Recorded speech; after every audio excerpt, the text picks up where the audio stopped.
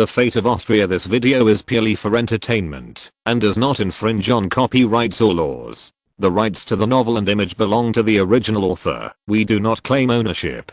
Don't like waiting and want to listen to this fanfic in full now? Subscribe to our Patreon, where you'll find the best fanfics. Chapter 226 Reconciliation. Vienna, Schönbrunn Palace. Madame Sophie was combing her little daughter's hair with a doting look on her face. Unlike her three strong brothers, Princess Maria was always particularly vulnerable. This also made Mrs. Sophie particularly fond of this daughter. After all, according to royal rules, she could not raise her sons personally. The little princess is very cute and chubby. She keeps pestering her mother to listen to stories. At this time Count Zassel came in. The little princess was particularly close to him and immediately left Mrs. Sophie to beg for sweets. "Mr.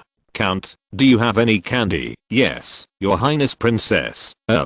Zassel gave Maria a handful of candy bars and then gave instructions. "Take the princess out to play." The surrounding servant immediately understood what the earl meant. He must have something extremely important to discuss with Madame Sophie. After all, this situation had happened not once or twice, so everyone withdrew wisely. Princess Maria naturally becomes very well behaved when she has candy. The only ones left were Count Zassel, Madame Sophie and her two most trusted maids. Screwed up. Although Mrs. Sophie had heard about the accidental death of Baron Dill and the car accident of Baron Sloat early in the morning, she could tell from Earl Zassel's expression that things were not that simple. Baron Dill has been hiding in the Hofburg Palace and never leaving Her Majesty the Queen. We can't find a chance at all. Baron Sloat's coachman and two bodyguards were killed in the car accident, but he himself did not die. He was just in a coma. Zassel's voice was very low. He was Mrs. Sophie's most effective assistant, but he didn't expect that he would do two things at the same time today. "You didn't send someone to do what happened to Baron Dill?" "No, but he left a letter saying that you are the murderer," Count Zassel said in a low voice. Mrs. Sophie originally planned to drink tea, but when she heard this, she threw the teacup away with her backhand. "What a useless thing. Where is that letter?" asked Mrs. Sophie. She was a little disappointed because the man in front of her was her most trusted subordinate. "She told us that it was in the hands of Queen Anna," Count Zassel answered very unconfidently. "Okay, now that bitch has defeated the general." Mrs. Sophie laughed angrily and continued. "Slut is not dead. Where is he now?" "At the Vienna General Academy." "Then what are you doing now?" "Go transfuse him with sheep blood, inject him with sulfuric acid, and in short, don't show off your flaws anymore." Zassel immediately bowed and left. He felt that sheep blood transfusion was a good idea. Anyway, not 10,000, but 8,000 people died from sheep blood transfusions in Europe every year until 1900, when Karl Landsteiner, a famous Austrian medical scientist and physiologist, discovered the secret of human blood types. The theory of transfusing sheep blood in times of trouble was still popular in European countries, although it seems magical due to the lack of scientific basis. Quack doctors and witch doctors always like to use the lives of patients for experiments. After all, those terminally ill patients have nothing to lose if they die. If someone miraculously survives, it will be enough for them to brag about for a lifetime. Madame Sophie did not want to kill Queen Anna. She felt that now was the time to show her cards as Lady Sophie's messenger. Madame Vergrandel entered the Queen's palace. "Salute to you, Your Majesty the Queen." "Hello, Mrs. Grander." Queen Anna's face was a little pale, but her tone was still gentle. After the simple greetings, Mrs. Grandel was a little surprised because she felt that the Queen should be more hysterical at this time. After all, people will become angry when they are extremely frightened. After people around her disappeared or died tragically one after another, Queen Anna could still calmly talk to her enemy's messenger. This alone impressed her. Mrs. Grander was determined to let Mrs. Sophie get rid of her. Otherwise, this woman will become a trouble in the future. Her Royal Highness, Grand Duchess Sophie would like to invite you to the Royal Garden of Schönbrunn Palace. The Grand Duchess will bring the Grand Duke with her, and you can also go with His Majesty the Emperor. Although it sounded like a hangman banquet. In fact, with the Emperor and the Grand Duke present, no one dared to continue using tricks. Tell Madam Sophie, that your majesty and I are grateful for her kindness. We will go to the appointment on time and ask her to have the best chef prepare his favorite almond balls for your majesty. The queen showed a reluctant smile. We're looking forward to your arrival. Mrs. Granda saluted and left point on the throne. Queen Anna let out a sigh of relief.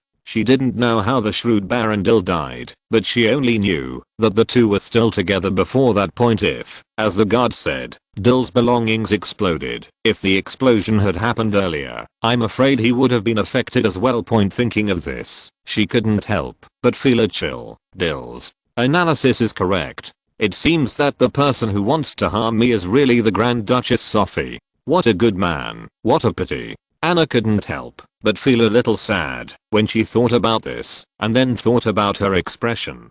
Brother, I feel guilty again, but obviously my life is more important. Point at this time, Mrs. Sophie was in Franz's study asking questions. Did you instruct Jenny to do what happened to Barondil? Franz subconsciously looked at Jenny, who directly covered her face. This was obviously Mrs. Sophie's deception. Point looking at the expressions of the two, Mrs. Sophie had already guessed something. Franz, please explain it to me. Mother, I just said that Queen Anna couldn't move, but I didn't say that the people around her couldn't move either. I had asked Jenny to send someone to investigate before. The person who has been covering up this matter is Barondil, and Root is just a shield for him to push to the front. To be honest, Franz never knew that such a conspirator existed in the palace, so he had to die. Point Franz didn't like the feeling of being beaten at all, especially at critical moments, when he might be killed if he didn't pay attention. Point Franz still has a lot of big things to do, and he doesn't want to have to deal with powerful enemies, while also dealing with the villain behind him. Point in fact, Mrs. Sophie didn't mean to blame him too much.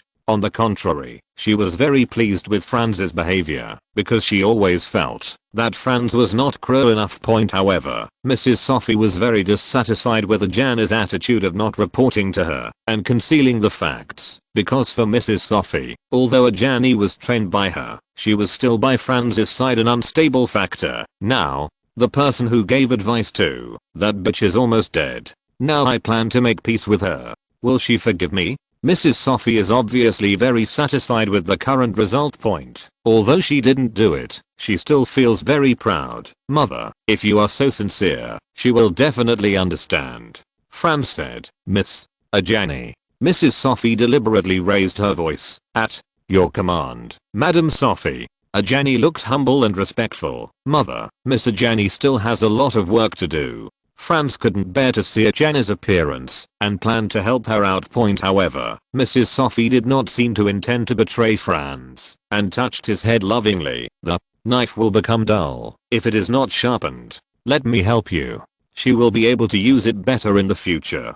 Chapter 227 Final chapter. Vienna, Schönbrunn Palace. Point. While Franz was thinking about his future plan, he threw Maximilian upside down to the mat. How many times has this happened? Someone whispered. Ah, you asking today? Or all of them? Richard Metternich smiled. Franz is so awesome, smart and capable of fighting. He is really my idol. Edward Taife's words immediately aroused the dissatisfaction of wingless Watson. Since Franz has always been the center of the small group, it was difficult for him to establish too close a relationship with him. Point. So Wingress found another way to hang out with Maximilian, and naturally he had to speak for him at this time. Taffy, are you stupid? Why don't you do a striptease to add to the fun? I think Archduke Maximilian's perseverance is worth learning from, but a loser who has lost 100 times is still a loser. There is only one winner. Cronini obviously did not agree with what Wengler said. You guys, please stop arguing. We are all God's people. Do you think I'm right? Archduke Ludwig Luca Ambras was born in a family that runs religious institutions, and he is obviously more interested in religion. Point. Although Franz was a devout believer on the surface, he essentially only used religion as a tool to stabilize society. Point. Maximilian was a rare outlier in the Habsburg family. He was completely uninterested in religion. His challenges to Franz in all aspects seemed to others to be a confrontation with fate. Point. And Franz was like a natural chasm standing in front of him. No matter how hard he tried, he could not surpass it. Point. As for Ludwig, Franz's third brother, He has been religious since he was a child. He is the most honest and sensible among the three brothers, and he is also the one who is most like a traditional monarch. Although they are just a group of kids now, they still choose sides. Tired of watching Franz's one-sided beating, it's time for the naughty kids to repertoire. This time it was still the Ashura boxing competition. Although Ajani won in the end, she still tried her best to bring down the big female bear who weighed more than 240 pounds. Archduke Franz, can you let them play some normal games? If we continue to fight like this, I will become Spartacus. Ajani said while combing her scattered hair. Franz thought about it and realized that it would be unsightly to continue fighting like this, and it would have negative consequences and would affect the social atmosphere. In addition, these children are very likely to become powerful figures in the future, so they still need to be guided correctly. Then, let them play football next time. History proves that in the industrial era, football spread more easily. Contrary to common sense, that many people think, basketball is not actually the #1 sport in the world, or even the #1 sport in the United States. At the same time, football can also strengthen the body, cultivate team awareness, entertain the public, and at the same time, promote the development of football-related industries, and can even increase the country's international influence in the name of sports in this era. There is a lack of entertainment means the stadiums built can better consume people's excess energy. At the same time, sports and entertainment can also better reduce the stress of the industrial era. Games can also enhance people's sense of identity and cohesion with the country. It's just that the thought of building a stadium in Vienna, where land is at a premium in the future, makes Franz feel sick. Schönbrunn Palace, Royal Gardens next to the Arc de Triomphe. 2 temporary tables were set up. 220 capable Forbidden Army soldiers spread out around. Every waiter had to be searched again as soon as he left the site of the Forbidden Army. Every piece of food they brought had to go through 2 people. A dog's taster is required before it can be served. Emperor Ferdinand I of the Austrian Empire and his brother Archduke Franz Karol had a very rare dinner together today. The emperor's health was not good, but he was in a particularly high mood today. He picked up a fork and forked an almond ball, but he did not put it directly into his mouth as usual. Instead, they were waiting for Archduke Franz Karol to fill up his wine glass, and then both of them raised their glasses and forks at the same time to put food into their mouths. Ferdinand I shook the fork in his hand, and Archduke Franz Karol showed the empty wine glass to the emperor. The 2 brothers laughed. Meanwhile, the air on the other side is much tighter. If Queen Anna is a white lotus who likes to pretend to be innocent, then Mrs. Sophie is an extremely powerful black peony. Queen Anna was born in a quiet corner of the Savoy royal family, while Lady Sophie was born in the noble Wetterbach family. Queen Anna is a beauty. Even though she is 36 years old, she is still round and round. She looks very charming despite her weak personality. Mrs. Sophie is an out-and-out beauty, but there is a heroic air between her eyebrows that makes people around her breathless. After listening to Mrs. Grandel's report before, Mrs. Sophie has already had murderous intentions, but she still needs final confirmation. After all, no matter how unpopular she is, the death of a queen cannot go silent. However, Queen Anna's frequent drinking of water inadvertently saved herself. Because in the eyes of Mrs. Sophie, this little gesture was that she was hiding her nervousness. I see that Her Majesty the Queen's face doesn't look good. Maybe there is something hidden that makes her feel uncomfortable. How about I keep it for you? Mrs. Sophie went straight to the point and asked the Queen for the letter. In fact, Mrs. Sophie doesn't care about that kind of thing at all, because although her husband has all kinds of bad things, he is a person who will believe in her unconditionally. What Mrs. Sophie needs to do now is actually to see if the Queen will use this letter to blackmail her or use it to protect herself.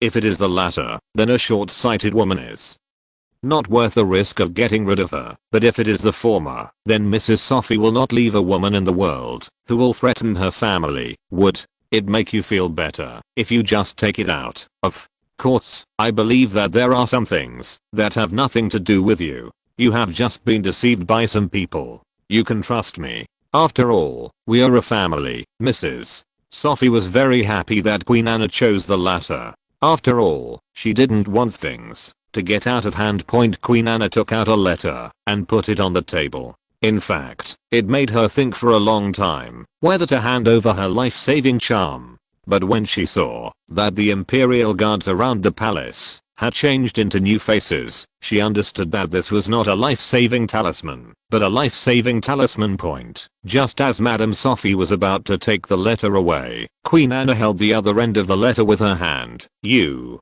promise?" "I promise." Mrs. Sophie took the letter and turned to hand it to Count Zussel. "Your Highness the Queen, I wish you good health and let us forget those bad memories." Mrs. Sophie raised her wine glass point the other side. "My stupid brother, your wife and my wife seem to be fighting." "My poor brother, that's impossible." "My stupid brother, although I'm not in good health, my sixth sense is far beyond ordinary people. My judgment cannot be wrong." "My poor brother, my wife is invincible. She is the only one who hits others. How can anyone fight with her?" As Archduke Franz Karol spoke, he took off his clothes and exposed his back, which had many scratches and marks of whipping. "She used to hit me every night, but it's gotten better in the last few years. If you continue to show off your life, I will order all your wine to be replaced by water, and I will order that no one shall serve you wine." "Okay, brother, let's continue." The ending was a bit rushed, mainly about the meeting of the 5 nations and the subsequent assassination. Due to the habit of speeding up, many plots were not written. Personally, I felt that the climax was not written well. I hope that the next chapter will improve. Please vote, and thank book friends 20221001400131 This is indeed a pen name, Master Teresha for the reward, and book friends who voted, and read all the time for their support. Chapter 228 Sailing. February 1st, 1840. The Venus, as a steam-powered ship without a paddle wheel, did not cause a sensation. After all, after the Five Powers Conference, the focus of the great powers was no longer on the Austrian Empire. In the luxury box, Franz was lying on a special large bed, reading a newspaper, and enjoying a foot massage from Oceanian. At this time, Friedrich opened the door angrily and broke in. After seeing the picture in front of him, he was stunned for 2 seconds, and made a sign of the cross. "Oh God, what a depraved man." "When the door is closed, the air conditioner will escape," Franz said casually. Friedrich subconsciously closed the door. Although it was on the sea, since it was out of the Mediterranean Sea, the weather had always been very hot and humid. Franz's room had air conditioning. After the sweaty Friedrich blew the cold wind, he naturally agreed with Franz's point of view, but he soon realized that something was wrong. "Franz, you guy, you clearly said it was built to build warships, so why did you change it to a transport ship? Merchant ship. This is what your father agreed to. He is a sponsor. I only provided the design plan." Franz spread his hands and said it had nothing to do with him, but Friedrich would not believe his lies. "Who are you lying to? My father doesn't know anything about shipbuilding. He must be just what you say." Franz had no choice but to sit up. "We are afraid that you will die young." "Nonsense. When I have enough steamships, I will take both Crete and Gibraltar." Friedrich seemed very excited. It was obvious that Franz had killed his dream. "You also said that you are not the type to die early. If you succeed, I'm afraid that the British will bring the entire North Sea fleet over. Don't think that a few ironclad ships can change the situation." Under the 64-pound gun, that layer of iron and as fragile as paper, to correct a previous mistake, the propeller was first invented by the Austrian Joseph Zarel in 1829. It is almost universally agreed that iron-hulled boats are sturdier than wooden boats. However, because the iron hull would affect the accuracy of important navigation instruments on the ship, such as the magnetic compass, it was initially strictly limited to transport ships used on inland rivers. But if you can strictly follow the safety production regulations, you are not a capitalist. The French Aran, the American Great Western, the British Sirius, iron-hulled steamships continued to sink into the water one after another, and traveled across the ocean without any scruples. In 1839, the British astronomer George Elly finally solved the compass problem, and Britain dropped a blockbuster, the Great Britain, the first steam iron-hulled ship in human history. with a weight of more than 4,000 tons due to the arrival of the British Mediterranean fleet, and in the name of protecting the Jews, it was showing off its power on the oceans of various countries. Therefore, countries in the Mediterranean region launched a maritime equipment competition. Warships from France, Russia, Britain, and even Sardinia and the Kingdom of the Two Sicilies were launched into the water like dumplings at this time. Austria launched 3,000-ton iron-hulled steam transport ships, which made Friedrich very angry. He didn't understand the use of these things. Could they be fighting land wars at sea like the Spaniards? In fact, Franz built these iron-hulled steamships, not as battleships at all, but as cruise ships and transport ships. It's just that many people still can't understand the value of these transport ships, because clipper ships at the same time were not only cheap but also fast. It only took less than 3 months to travel from London, England to Mumbai, while traditional sailing ships took 5 months, even half a year now with steamships. This time would be further reduced to 2 months. Franz and Archduke Karol reached an agreement to convert the 3 steam warships that were originally going to be launched this year into transport ships. There was nothing that could be done about it. After all, after Friedrich tasted the sweetness of the sneak attack, he was concerned about the British Mediterranean fleet point. Although the spirit of not being afraid of powerful enemies is admirable, this kind of gambling on the fate of the country is not advisable. After all, the Austrian Empire envisioned by Franz is a real big country, not an upstart like Japan and South Korea. And for the millions of immigrants that may appear in the future, these 3,000-ton steamships may not be enough. Then, we just watch the British ships showing off their power in the Mediterranean all day long? Friedrich asked. Otherwise, I would rather have a mediocre peace than a glorious war. Don't forget the ancestral teachings. This sentence was said by Queen Issa. At that time, the Austrian Empire had greatly depleted its national power due to successive wars. At this time, although the Austrian economy was recovering, it was still in the pain caused by the Napoleonic Wars. Franz moved out of his ancestral home, leaving Friedrich speechless. But the reason he was really speechless was that he was obviously a warmonger, but he talked about peace. What's going on with this young lady? You actually let a lady pinch your feet. Disgusting fellow. I want to break off our relationship with you, Franz said nonchalantly about Friedrich's threat. This is Ms. Oshia Sujin, from Japan. As for pinching feet, it is a local custom. I also respect other people's national traditions. Although Oshia Sujin didn't like Franz telling lies, she still politely knelt down, toshed a seat, to salute Friedrich. After all, she was not considered Franz's guest at this time, but a servant. What's more, in Oshia Sujin's mind, whether he can return to Japan is only a matter of Franz's thoughts.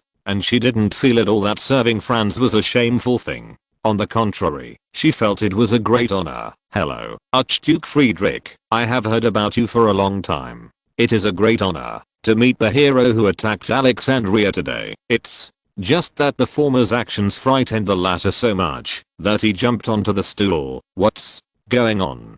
Customs? Friedrich asked in shock, and Franz smiled and nodded. Dayan. Shanai. Da. Shuain, Miss Ashia Sajian, your German is pretty good. Is everything this guy said true? Friedrich asked curiously. Yes, it's thanks to Archduke Franz. He took me in and paid for me to study in a women's college. Oshio Shanine is a smart girl. She knows very well that the other party is not used to Japanese etiquette. Then he changed his way of speaking. At this time, Friedrich began to carefully observe the girl in front of him. She was very fair, but her clothes looked strange. But she had an indescribable temperament. He didn't do anything weird to you, uncle. Friedrich, please be more serious. You are with such a beautiful girl again. How can you make me not think about it? I have been working hard for this country all day long, and now I'm 19 years old. I have never even touched a girl's hand. Friedrich had deep resentment, because every time he saw Franz would always be surrounded by beauties, while he would only be surrounded by big men and stinky feet. Yin, touch Friedrich's hand. Franz ordered. As soon as Oshia Sujin's hand touched Friedrich, the latter jumped onto the stool again. Look, it's no one else's fault. Then, it would be too dangerous for a girl like you to live in the same room as you alone. Friedrich said, I think it's much better to be with me than to be alone in a room with sailors who haven't seen a woman for months. Friedrich thought for a while and felt that what Franz said made sense, but he still asked, Franz, what did you bring her here for? Chapter 2 was posted in the wrong place in volume 4. Chapter 229 Target Ivory Coast. Uncle Friedrich, what do you think it will be used for? How could I know? I have to have someone to take care of me, right? Franz said, you are a grown man. Friedrich realized something was wrong halfway through saying that Franz was still between a child and a teenager in a strict sense. Uncle Friedrich, although I'm about the same height as you, I'm indeed a child. Franz said jokingly. In fact, it was helpless to bring Oceania with him. Failure's schoolwork was very busy, mainly due to ideological issues. In addition, Franz needed someone to take charge of the overall situation after leaving Vienna. Although Mrs. Sophie could control the situation, the details of the work were still there. A Jenny's help is needed.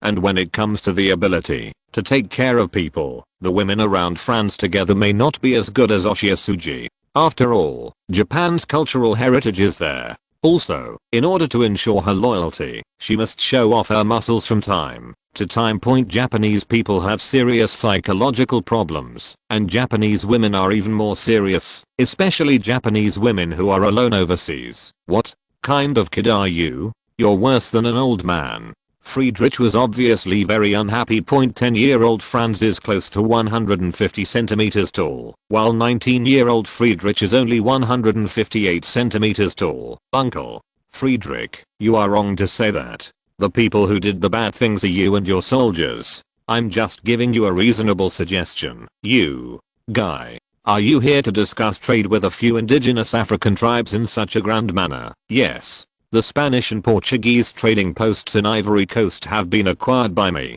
Now only the French trading post is left. Originally there were less than 50 people, but now the number has suddenly increased to 200. There is no doubt that the other party also sees it. Hit this land. What Franz was most worried about happened. The French began to penetrate into the Ivory Coast earlier than in history. The reduction in cotton production in Egypt has directly affected the French textile industry. Cotton fields in Algeria are constantly being harassed by rebels. The cotton and cattle raising industries in Texas are booming. However, in order to ensure the loyalty of local people, France not only did not lower the purchase price, local subsidies are also given. This behavior of the French government naturally won the support of the local people, and the franchisation of Texas went extremely smoothly. Local farmers and upper-class gentlemen sent their children to study in France, and some even purchased French titles at high prices. France didn't even expect that French immigration in Texas would be so successful.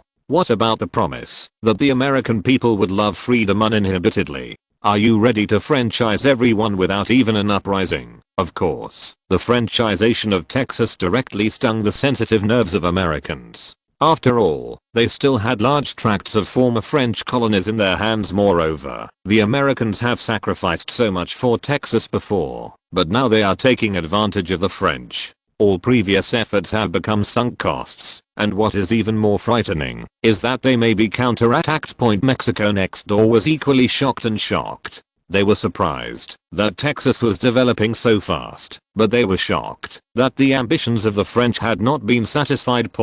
Although the French Texas colony in North America was surrounded by the United States and Mexico, the French, who had tasted the benefits, began their expansion journey earlier than in history. Not only the Ivory Coast, the French have also extended their claws to Morocco, Mauritania, Guinea, Senegal, Benin, and even competed with the United Kingdom for Nigeria. The French's goal was to incorporate all of Northwest Africa into French territory. At the same time, the French also saw that Austria was using religion to colonize Chenla, and they were targeting the more powerful Vietnam. However, the so-called strength is only for Southeast Asian countries. Friedrich didn't think the French were a problem. On the contrary, he felt that, although Austria was far inferior to France in terms of the total number of fleets, since the existence of the Strait of Gibraltar cut the French fleet into two sections, there was still hope for a war between the two countries. There are only 200 Frenchmen. The cavalry you brought this time has more than 1,000 people. I also have 1,500 marines and 200 special forces here. It's not as good as we can do it without anyone noticing. Franz covered his face. Sure enough, special operations were too early for this era, and Friedrich was completely poisoned. We can't go to war directly with the French. That would be too costly and would only benefit the British in the end. Then, don't care about the French. They will definitely compete with us for Ivory Coast. Now, the French are attacking on all sides, and their power is extremely dispersed. We only need to bribe the indigenous people and let them deal with the French. Once the French colonial government finds that the maintenance costs are far greater than their benefits, they will give up fighting with us. Why would those natives listen to you? I heard that they took our products without paying us, and also kidnapped the people of our country, eating the men and eating the women. Friedrich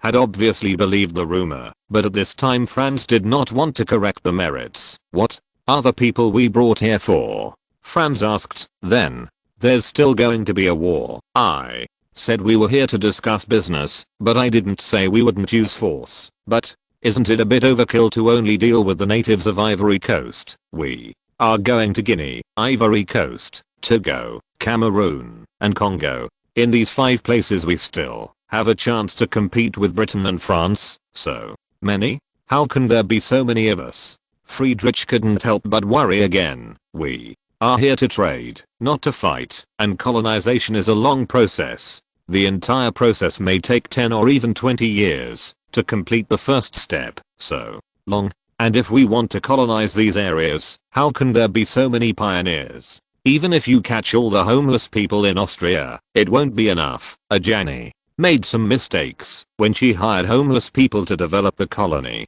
In order to recruit more homeless people, the people below lead and claimed that the Austrian Empire had land in the New World, North America, that needed to be developed, so people signed up very enthusiastically. However, when they boarded the ship in Venice, those people knew that they were going to Africa, and some people took advantage of the chaos and escaped. The riot even attracted the military police, although in the end the tramps were captured and put on a ship to Africa Point, but the whole incident caused quite a stir. In fact, the Austrian Empire was already very polite to homeless people, and other countries directly captured them and put them on ships just like slaves and livestock. There will be people, but the core must be Austrians. In fact, there were quite a few Germans immigrating to North America in this era. If these could be intercepted, it would largely solve the problem of Austria's lack of a dominant ethnic group. In the future, Ireland, Sweden, and Japan will all be the main sources of immigration.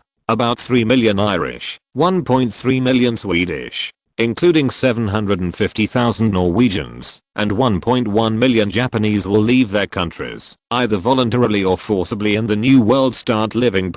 If part of it could be sent to Africa, the problem of insufficient manpower in the colonies would naturally be solved. If you're listening to this novel on a channel other than Fanfic World, it means they downloaded and uploaded it without effort. We cordially invite you to visit our channel, Mundo Fanfic Novelos. There you'll find the original version of this story, and you can explore many other novels of various genres. We're waiting for you to immerse yourself in a world of incredible novels. Chapter 230, Killing the Chicken to Scare the Monkey. There are 4 major tribes living in Ivory Coast. Among them, the Akan tribe and the Kru tribe are closer to the French. The 2 tribes are relatively weak, so France needs to provide them with powerful weapons to protect themselves from being annexed. The Manda tribe and the Vodok tribe are relatively larger and more independent, but due to their backwardness in firearms and weapons, they are often at a disadvantage in wars. In addition to these 4 largest tribes, there are dozens of tribes in Ivory Coast, large and small, but the number is usually only 1 or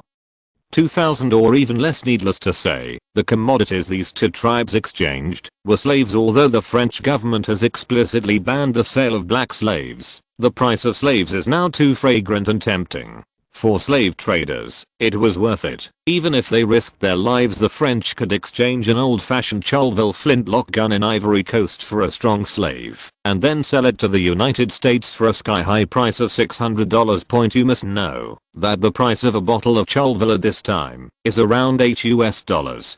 This 75-fold profit difference is enough to make people crazy. Flor Martini was ostensibly a French army captain, but in fact he was the largest slave trader in Ivory Coast. With assets worth millions of francs, he scorned the 20,000 francs offered by the Austrian envoy. Tell your Grand Duke that this land will belong to France. If the fleet he brings is not withdrawn, sooner or later it will become a pile of rotten wood floating on the ocean. The failure of negotiations did not surprise Franz, but Friedrich felt insulted. Don't be angry, Uncle Friedrich. They are insulting us. It's just a French captain. Who does he think he is? That Corsican dwarf. You are so naive that you try to negotiate with those slave traders. Remember, we have signed a treaty. Any country battleships have the right to sink slave traders' ships. Franz shook his head. There's no need for us to do it ourselves. Friedrich immediately understood what Franz meant. Okay, I'll do this. When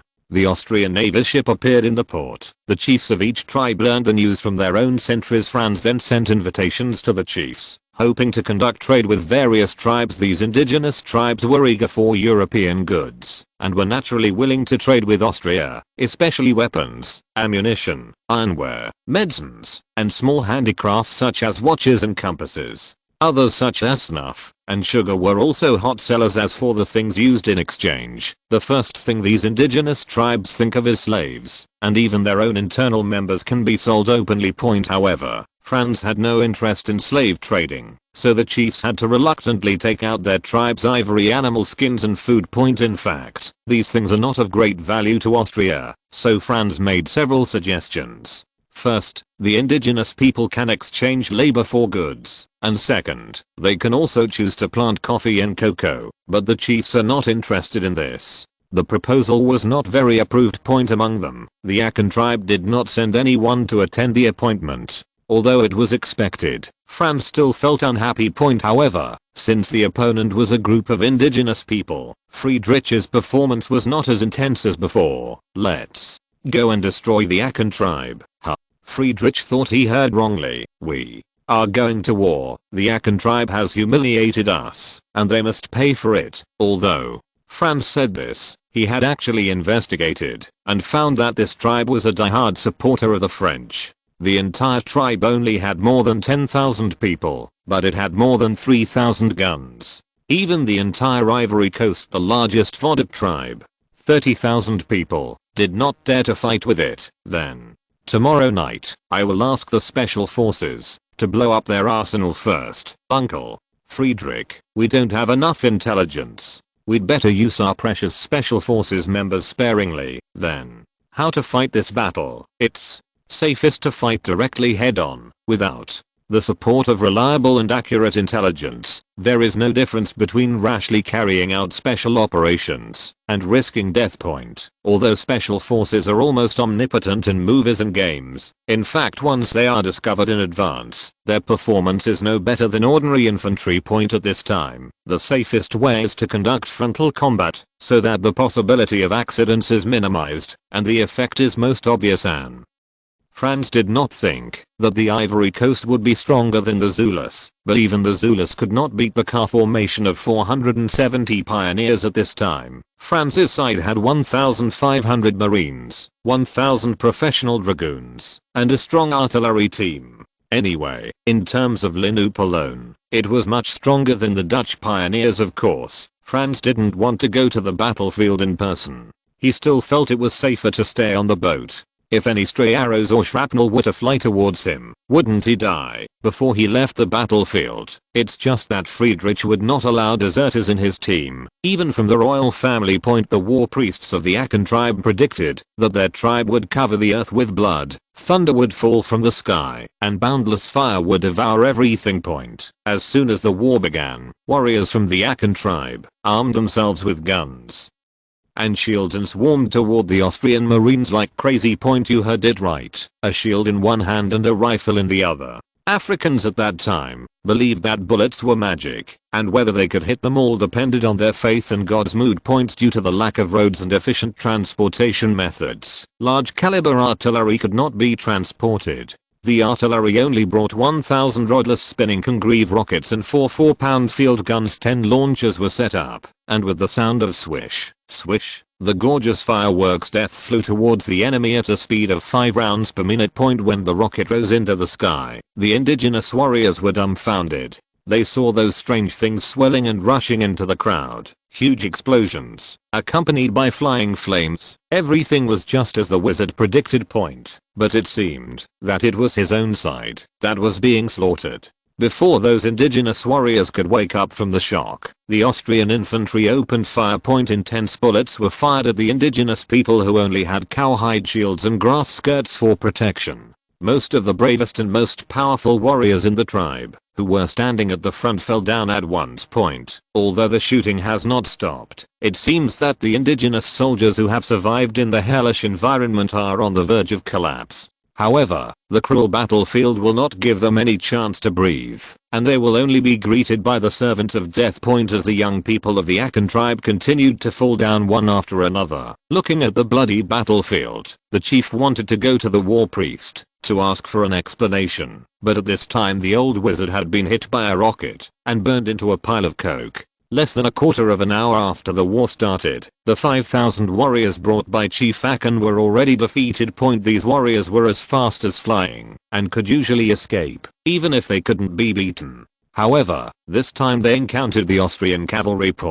No matter how fast a person ran, he only had 2 legs, and soon the warriors were overtaken by the horses. The cavalry brought by Franz has a very complex composition and a variety of weapons, but there is no doubt that this unit is the strongest cavalry in Austria. The cavalry's favorite thing is the fleeing enemy. They can use sabers, spears, and even revolvers to harvest lives. This battle was actually destined to end from the beginning. It couldn't even be called a battle. It had turned into a one-sided massacre from the moment the cavalry attacked. Chapter 231 Unrepentant. Above the ocean, a slave ship disguised as a merchant ship was loaded with 400 slaves and various commodities, and was on a boring and monotonous journey.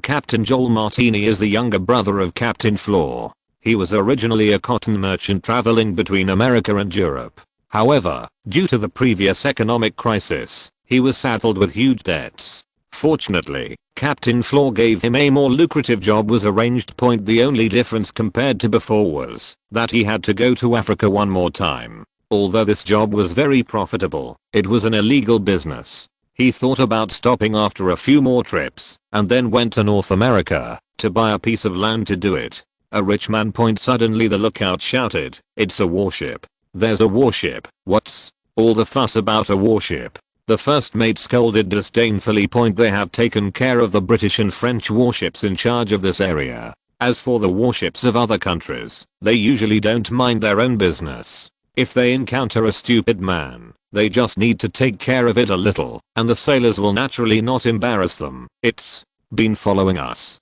Captain," the lookout shouted again. Only then did Captain Joel realize that something was wrong. Could it be that he had encountered pirates? But there are warships of great powers cruising on the seas of West Africa all year round. What kind of pirates dare to rob in these waters? Look clearly. Which country's warship is it? It's a British ship. It's the Newport.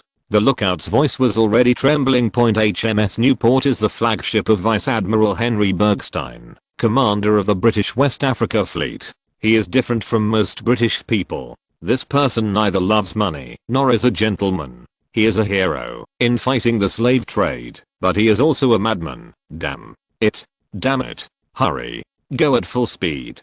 Shouldn't that damn devil be sailing towards the Cape of Good Hope now? Why did it suddenly turn around and come back? Captain Joel knew very well the consequences of being caught by Lieutenant General Stein. I don't want to be hung on a mast to dry, or given to cannibals to be made into human sashimi. However, how could an old merchant ship outrun a second-tier battleship equipped with steam power? Soon the crew was enveloped by the huge shadow, and the other party issued a flag asking them to stop the ship, and the British Royal Navy wanted to buy some goods at this time. The slave traders who were about to wet their pants finally let out a sigh of relief. Although this kind of thing is extremely ridiculous, it does happen from time to time. After all, there is a serious shortage of goods in Africa, and it is not uncommon for warships to intercept merchant ships. to buy some daily necessities, but when they stopped the ship, the British sailors immediately changed their expressions, picked up their weapons, and rushed onto the merchant ship. "What are you doing? Don't you want to buy something? Let's talk to you. We will give you whatever you want. British gentlemen, we are serious businessmen," Captain Joel said in broken English. In fact, more than half of the British aristocrats of this era could speak French. Guys, someone reported you for selling slaves. You must know that your country has signed an agreement. If we find a nigger on your ship, then you will be dealt with by us. Do you know? While a person is alive, sharks will not attack, but as long as there is a little stimulation, those guys with a keen sense of smell will bite like crazy. A British naval officer spoke in very fluent French, with a very intoxicated expression, and the strange speech made people feel indescribably weird. These slave traders all knew Lieutenant General Stein's reputation. They knew that what the other party said was true, so they wanted to fight to the death. However, in front of the British Royal Navy, this struggle was really ridiculous. 20 of the more than 50 slave traders were killed directly, and the remaining people were tightly tied up. "Throw those damn slavers below decks, and show them what hell is." "Captain, what to do with these corpses?" asked a junior officer. "You see, our friends are following us. I think they are hungry too. Throw them into the sea." Lieutenant General Stein pointed at the dazed soldiers. "What are you doing standing around here? Put all the goods on the boat. Remember to wipe the blood. The boat can be sold at a good price when we get back." In fact, Captain Joel did not suffer the same fate as those crew members, but he watched the entire execution process when Lieutenant General Stein proposed a ransom. Captain Joel betrayed his brother without hesitation. Captain Floor did not intend to admit all this at first, but after Lieutenant General Stein showed a little bit of his methods, he immediately gave in. The two brothers could only pay money to save their lives. Although the British had no right to execute the French slave traders, they could say that they used deadly force as a last resort, because the other party resisted. Most British sailors serving in West Africa are desperados. The mortality rate of the British North Sea Fleet is less than 1%, and the mortality rate of fleets in other sea areas is usually less than 3%. However, the mortality rate of the West African Fleet is more than 6% all year round. The mortality rate here refers to the mortality rate during service. In the absence of war, a 6% mortality rate is very outrageous in this difficult environment. High bounties and plunder are the only motivations to support their survival, and persecuting slave traders is one of the few entertainments Lieutenant General Stein, on the other hand, likes the thrill of the chase and the sense of accomplishment he gets when freeing slaves. He wrote more than once in his diary. "Those niggers were shackled on their feet and tied together in pairs. After arriving at the destination and being unshackled, they were all satisfied, grateful, and even offered sacrifices to me." Moreover, the Lieutenant General had unique tastes and had a special liking for black girls. The tribes that had been rescued by Lieutenant General Stein were naturally very willing to meet his small request. His men are loyal to him because of the large bounty they can obtain. As long as Lieutenant General Stein gave the order, they would not hesitate to raise the French trading post to the ground. The British took the ransom and left Ivory Coast contented. The Martini brothers complained to each other and even fought, but to no avail. So the two brothers decided to contact the Akan tribe again to do something big and stop. Then they soon got the news that the Akan tribe was wiped out by the Austrian army. The Austrians defeated the main force of the Akan tribe, and the local indigenous tribes took the opportunity to add insult to injury and kill them all. Of course, this was also allowed by Austria, otherwise those tribes would not dare to compete with them for the spoils of war. A tribe that was originally very powerful, now their land and population were divided up by 3 other powerful tribes. However, the two brothers did not feel sad about losing a die-hard ally, nor did they feel scared by the Austrians' tough attitude. Instead, they felt that there would be many slaves waiting for them to buy after the war. After all, there was nothing new under the sun. If a deal is proposed at this time, the Crew tribe will be very happy to accept it. In fact, the chief of the Crew tribe was worried about having too many slaves on his hands. It was undoubtedly a wise choice to exchange them for some firearms and goods with the French. The two sides hit it off immediately, but after the Kru tribe traded with Austria, they found that the French gave too little and asked for a higher price. Of course, Chief Ponz's vision was still very low. He had previously exchanged a prisoner for a gun, but now Captain Floor added 10 more bullets, and he was satisfied. Chapter 232 Holy Justice and Redemption. Spaniards, open the door to send God. The British open the door and bring civilization. Americans, open the door and give freedom. Franz's slogan is, open the door and deliver justice. Franz looked at the smoke-filled battlefield in a daze. To be honest, he didn't expect the battle to be so tragic. After all, the battle reports I have seen before basically show that wiping out about 10% of the troops will cause the enemy to collapse and surrender, and then the other side will start to clean the battlefield and capture prisoners. In the previous battle, the Austrians fired more than 500 new rodless spinning rockets. In just 10 minutes, they dealt a huge blow to the morale of the indigenous soldiers in a short period of time. What's even more frightening is that it happened to be the dry season at this time, and the dry grass on the ground was ignited. The fire spread quickly. Many indigenous soldiers had a chance to escape. However, the opponent's sudden cavalry charge shattered this hope. The final outcome was that almost no one of the 5,000 soldiers survived. What was even more frightening was that they were all surrounded and killed in a small area. The strong smell of burning corpses around him was nauseating, and Franz felt that the stake in his hand suddenly lost its aroma. Archduke Friedrich on the side showed a fanatical expression. Franz, you are such a genius. I have never seen such a beautiful siege and annihilation battle. I want to record it. I think my father and brother will be very willing to discuss this new tactic with you. This compliment made Franz feel deserved. In fact, this was not a brand new tactic at all. It was just a copy of the fire superiority theory. To put it simply, it was to wash the ground with rockets that were paid for, and then take advantage of the enemy. When morale collapsed, the cavalry was sent to pursue decisively and harvest the heads, but due to the advantages of terrain and timing, favorable factors, the results of the victory were greatly magnified. The battle just now made Franz think about a question. Can the infantry really maintain morale under such firepower? And even if the morale of the military has not collapsed, how can a flesh and blood body withstand a sea of firebombing? What is even more worrying is whether the secrets of the successful use of these new weapons will be used by other countries, and in turn used on the Austrian army during war. Uncle Friedrich, this is an unequal battle, and our purpose remains unchanged. I know, we are talking about business. Don't worry, I'm not a butcher. I don't want to kill all these natives, although I think that would be easier. The chiefs and messengers of the surrounding tribes were so frightened that they looked at Franz and Friedrich talking and laughing beside them. Although they didn't know what these two were talking about, they knew that the two young men in front of them could easily determine their life and death, honor, and disgrace. It was Franz's decision to invite the natives to visit because he did not have time to convince the tribes one by one.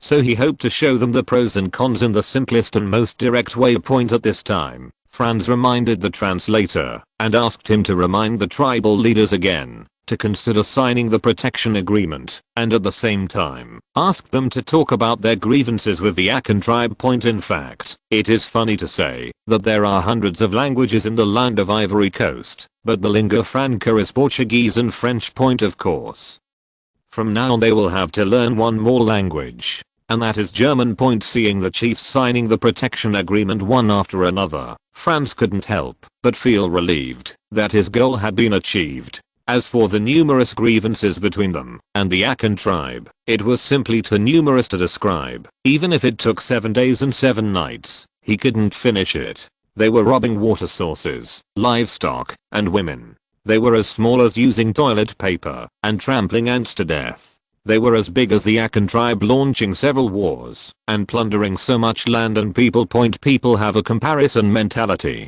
If you say that the Akan tribe robbed you of 5 sheep, I will say that they robbed me of 10 sheep. Later, even the formation of the Hassala Desert was the fault of the Akan tribe. Although they were a group of indigenous people, they were able to reach the top and knew how to flatter and adapt to the situation. After seeing Franz's powerful force, these chiefs and messengers began to flatter Franz one after another. Franz knew that they had no choice but to survive, so he did not expose them. Instead, he directly gave them a big gift, which was all the population and land of the Aachen tribe. In fact, the tribal chiefs had long wanted to take advantage of the situation, but they were frightened by the strength of the Austrian army. Now with Franz's permission, the tribal chiefs who usually stood aloof immediately prostrated themselves on the ground. Oshiyashino may have grown up in a shrine and been trained as a shrine maiden. She always gives people a sense of superiority.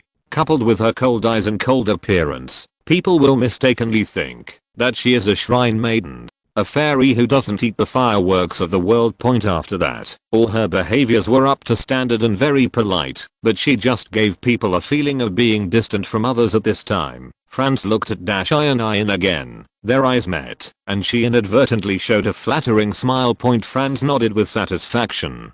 It seemed that this scene shocked her. In fact, it was more than just a shock. It simply refreshed her outlook. The shogunate warriors Oshiyashino had seen before seemed inferior to the native Africans holding flintlock guns at the same time. The shogunate army was still equipped with a large number of cold weapons, and there were even samurai masters showing off their force on the streets with swords when suppressing the Osaka rebellion. The iron artillery team only appeared once, and it was specifically used to deal with Oshio Heihachiro's main force. At other times, the main way to deal with the rebels was to equip them with spears and a shigeru wearing hori. Only the officers leading the team had samurai swords. During Japan's 200 years of isolation, the updating of weapons almost stagnated. Even so, the rebels were unable to resist, and this time Franz eliminated thousands of indigenous people. Although they were barbarians, they were equipped with advanced muskets. Oshiyasujiin felt that the shogunate's officers and soldiers might not perform any better than those African tribes in front of Franz's army. She was even sure that as long as Franz's army set foot on Japanese soil, it would be a matter of time before they conquered it. Although she is Japanese, she wants someone to conquer that land, not just for revenge, but also for redemption. Of course, this was all instilled in her by Franz. After all, this is what later generations of Americans did, cultivating a large number of spiritual Americans under the banner of freedom and democracy. The earliest Spaniards, under the banner of holy war, gave away Catholicism and robbed gold and silver. Later, the British seized colonies all over the world in the name of sending civilization to them. Later, Americans used the banner of freedom, democracy and human rights to stir up shit and steal oil everywhere. Religious flags are too old and outdated. Sending civilization is the British and French way, which has no characteristics. American flags are inappropriate for Austria to use.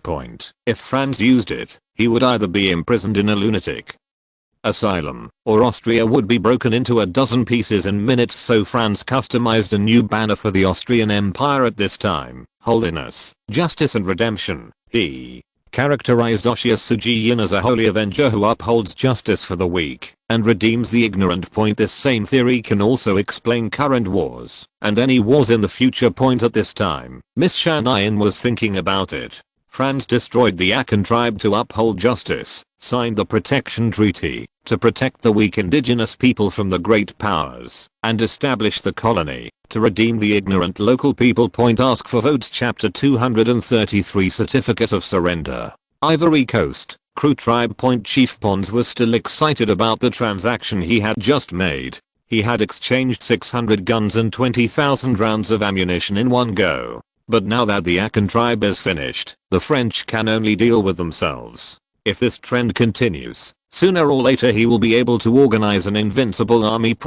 While Chief Pons was still dreaming of his spring and autumn dream, other nearby tribes had already sent envoys to the Austrian army's camp, telling the whole incident in more detail and expressing their willingness to send troops to support the Austrian offensive. Abidjan, Austrian Imperial camp, former Spanish trading post. Friedrich was irritated by the constant arrival of messengers reporting the same thing. Franz, it seems that they regard us as idiots. Those indigenous people want to use our hands to eliminate dissidents. If all the indigenous people unite, it will be extremely detrimental to us. After all, our army cannot, it would be too costly to stay here for a long time. Uncle Friedrich, I'm glad you didn't say, that's just right, bring them together and solve it all at once. But things may not be as complicated as you think. There are dozens of tribes and hundreds of languages in this area. It is not easy to unify. After the previous battle, France is now very confident that, even if the entire indigenous people of Ivory Coast unite, they can defeat it. To be honest, Franz really didn't consider the cost of maintaining the occupation. He really wanted to do business. After all, history proved that forced plunder was far less profitable than joint development. And even if you want to localize, you still need enough manpower. At this time, the concepts of Austrians are changing. Before the railway was built, many Austrians had never left the place where they were born, or even visited the city. But now France still has no way to recruit enough people willing to leave their hometown to develop these colonies. At this time, Franz noticed that Miss Shanayan was looking at him expectantly. She probably had her own ideas. Miss Shanayan, do you have anything to say? Yes, Archduke Franz. I think you are here to do business, and those French people are obviously here to destroy business. They not only destroyed your business, but also broke the rules you set. They must be punished, and those natives will come in handy. It's good not to forget our original intention. Franz praised, use indigenous people to kill the French. Friedrich looked shocked. It was clear that he had just tricked the French with the help of the British, but now he was just replaced by indigenous people. But what if the French know that we instigated the indigenous people to do it? Friedrich said very worriedly. This matter was done by the Akan tribe and the Kru tribe together. Because the slave trade spoils were unevenly divided, internal strife broke out. So the French trading post sent us envoys for help, but by the time we arrived, it was too late. So we imposed sanctions on the Akan and Kru tribes. There is nothing wrong with Franz's statement, because in this era, in the eyes of Westerners, the indigenous Africans are primitive people. Not to mention the uneven distribution of the spoils. Even if those tribes take the initiative to attack the trading post, the French government will believe it. And whether they believed it or not, as long as Franz provided a sum of money, officials of the French Colonial Bureau would be willing to sell this trading post, which was not very profitable, and had been attacked by indigenous tribes, to the Austrian Empire. French trading post at night.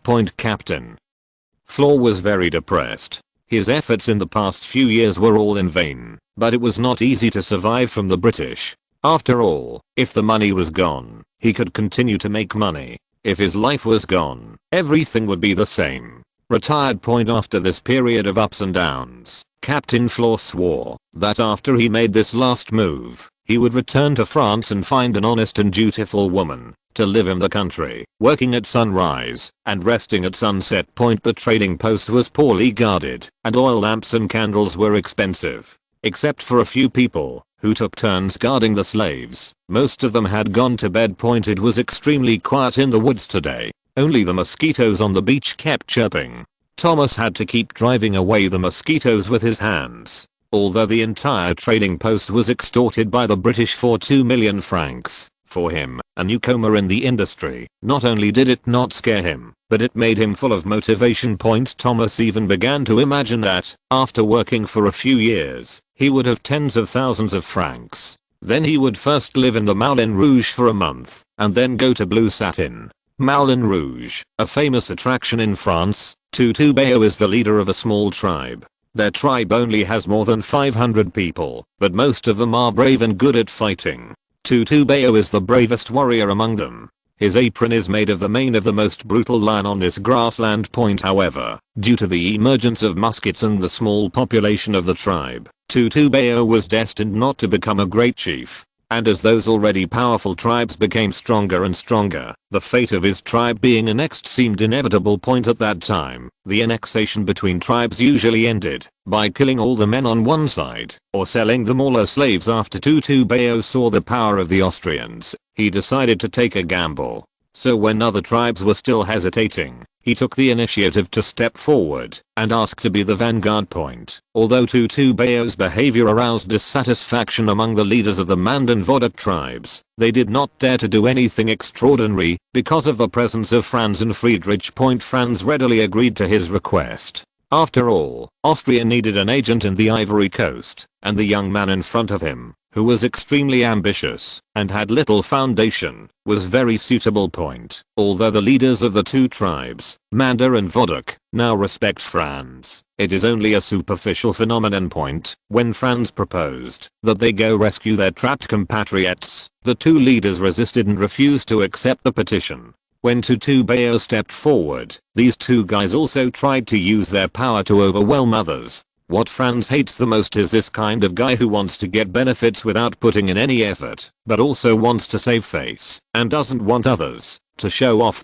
Such people will be of no help to the construction of the colony, and will be the main force in future rebellions. In the future, countries will definitely penetrate each other's colonies, and by then these guys will be easily bribed, or they will become self-reliant. After receiving support from other countries, Tutubayo used the cover of night in the woods to climb over the French nailed fence, and arrived at the main entrance of the trading post. The two guards were dozing, and from time to time they would drive away mosquitoes with their hands. He took off his bow and arrow, and drew the string to full length. There was just a whoosh sound, and an arrow went straight into the throat of a guard. The arrow was coated with poison, and the guard who was shot fell down without even grunting.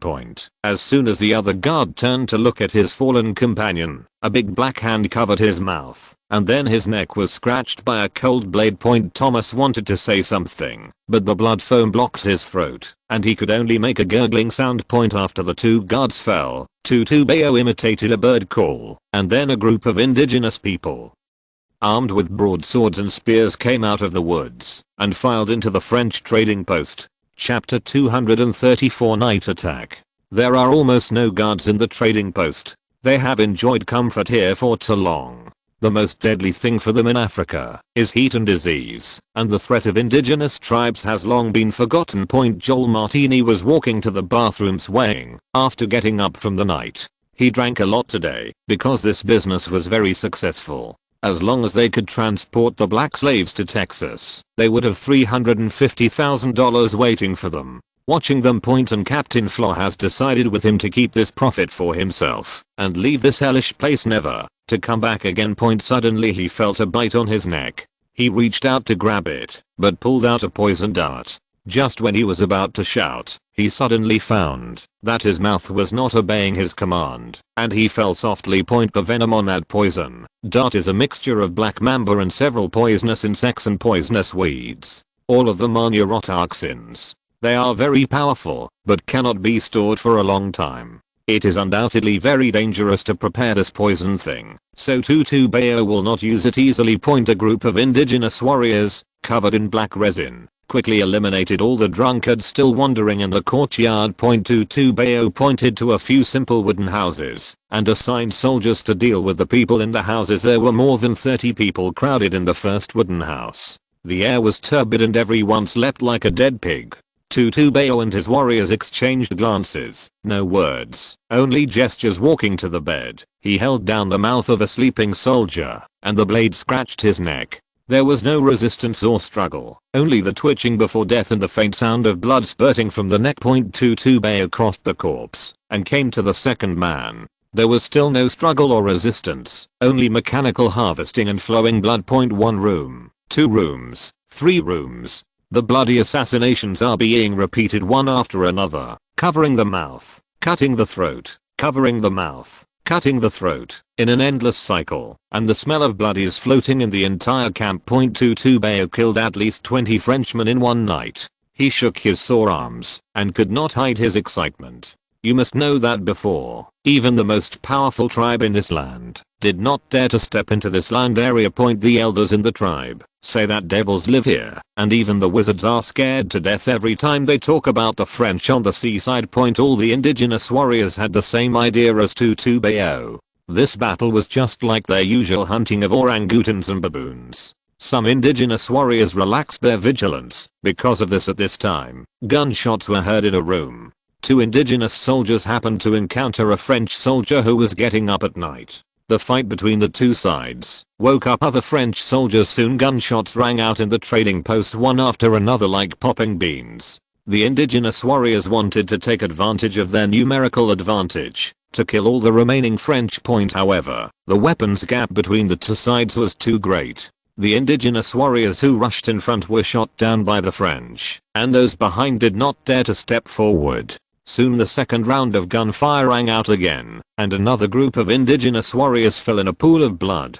In this way, most of the 100 indigenous elites selected by Tutu Bayo were lost in a very short period of time. He could only order a retreat with red eyes, because these warriors are the foundation of the tribe. Without these warriors he would not be able to hold on to the territory, even if he gains it. The sound of gunshots excited the other indigenous tribes who had been waiting outside for a long time. They were afraid that Tutu Bayo really won the battle. If so, the Austrians would allocate the entire Kru tribe's land to him. Now when the gun fires, the credit belongs to everyone. In fact, there were nearly 10,000 indigenous warriors gathered around the French trading post. Those Frenchmen would not survive the night anyway.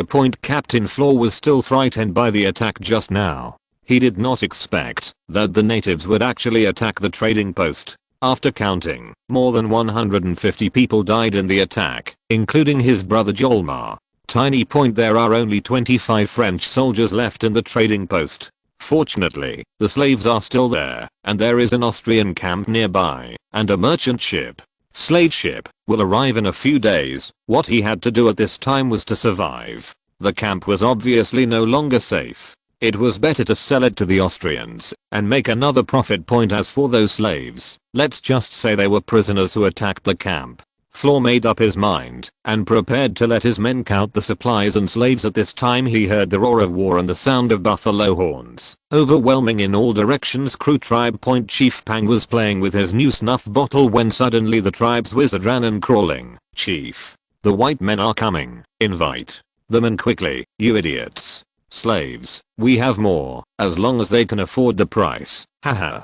Chief Pangs obviously did not realize the seriousness of the problem. It's Austrians? At this moment, Chief Pons knew that the people who came were not French, but he had just signed a protection treaty with the Austrians. So what were they doing again? What are they doing here? The people who heard back said that we violated the rules they set, and now they want to punish us. The wizard said, what rules did we break? Chief Pons asked subconsciously. They say we sold our slaves to the French. Chief Pons realized the seriousness of the problem and gritted his teeth and said, you take all our slaves and ivory, tell them we will give them whatever they want, and ask them to let us go. Chief Pons roared hysterically, and the wizard immediately ran out crawling. Franz naturally would not accept the other party's surrender, but he still politely suggested it to the wizard. You can evacuate the children and women first to avoid accidental injuries in subsequent battles. Chief Pang naturally would not agree. He felt that this was a conspiracy by the other party and wanted to threaten him with women and children. As a result, Chief Pons became more confident in his fence and ordered the strong men in the tribe to raise the fence to withstand Austrian cannonballs and burning snakes. The indigenous Africans at that time had never seen rockets and called them burning firebirds and burning snakes. Friedrich teased Franz, your good intentions have been betrayed. Why are you so gentle to those natives? Just like the incompetent guy before, he almost messed up everything. You really don't have a good way of looking at people. Uncle Friedrich, haven't you ever touched a woman? Aren't I trying to help you find a suitable one? After all, you are used to white skin. Franz choked back. Roll. Have the courage to try. Uncle Friedrich, go away. Have you seen the fence array in front of you? What do you think it is for? Friedrich said with interest. Franz said, looking at the 3-meter high fence in front of him. Maybe you're afraid of a kangaroo jumping in. There are no kangaroos in Africa. How can we fight this battle? Such a big circle of fence, plus a bunch of thatched huts. Rockets will wash the ground. Franz was not yet virgin enough to use the lives of his own country's soldiers to save the civilians of the enemy country during the battle. Chapter 235. A loss-making business. Yes, it is gratifying to be able to reach half of France's fiscal revenue, even if we work harder. The one who booed was none other than Count Korolov. Metternich's conflict with him was not just a day or two. Everyone had already just get used to it point at this time. Austria's fiscal revenue was much higher than the 145 million florins in the same period in history. France was 1.161 billion francs at the time. However, due to changes in the wheel of history, the French obtained Texas. After several years of operation, here its tax revenue capacity is no less than that of France's native provinces, and it still has huge potential to continue to rise. Point at this time in the book, France's fiscal revenue was 1.25 billion francs, and Prussia's was 130 million florins during the same period in American history. It was 20 million US dollars. And in the book, it was 32 million US dollars. Although Texas was lost, it caught up with the tide of the European food crisis, which made the United States money bag a little bigger, and at the same time its tax capacity also improved. During the same period in Mexican history, it was 21 million pesos, and in the book it was 31 million pesos, or about $35.227 million. Because it did not experience the torture of an economic collapse like in history, nor did it suffer from too much political chaos, and with the help of good old man Franz, its economic capacity has been greatly improved, but the deep debt crisis has not been eliminated.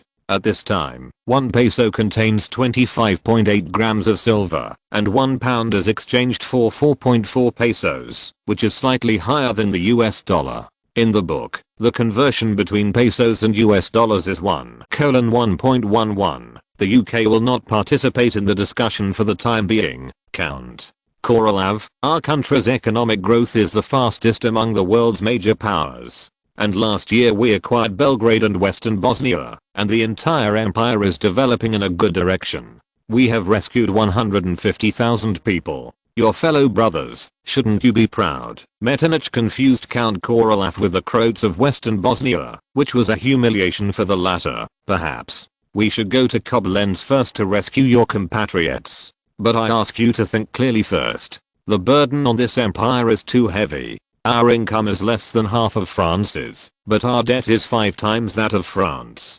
Times 13 times that of Prussia. It is certainly a good thing to regain lost ground, but the current poverty alleviation style development is inappropriate. We should save money and invest money in more valuable places. Metternich's ancestral home is Koblenz. Count Korolov's concerns were not unreasonable, but Metternich knew the horrors of the revolution very well. Damn it, you stingy idiot.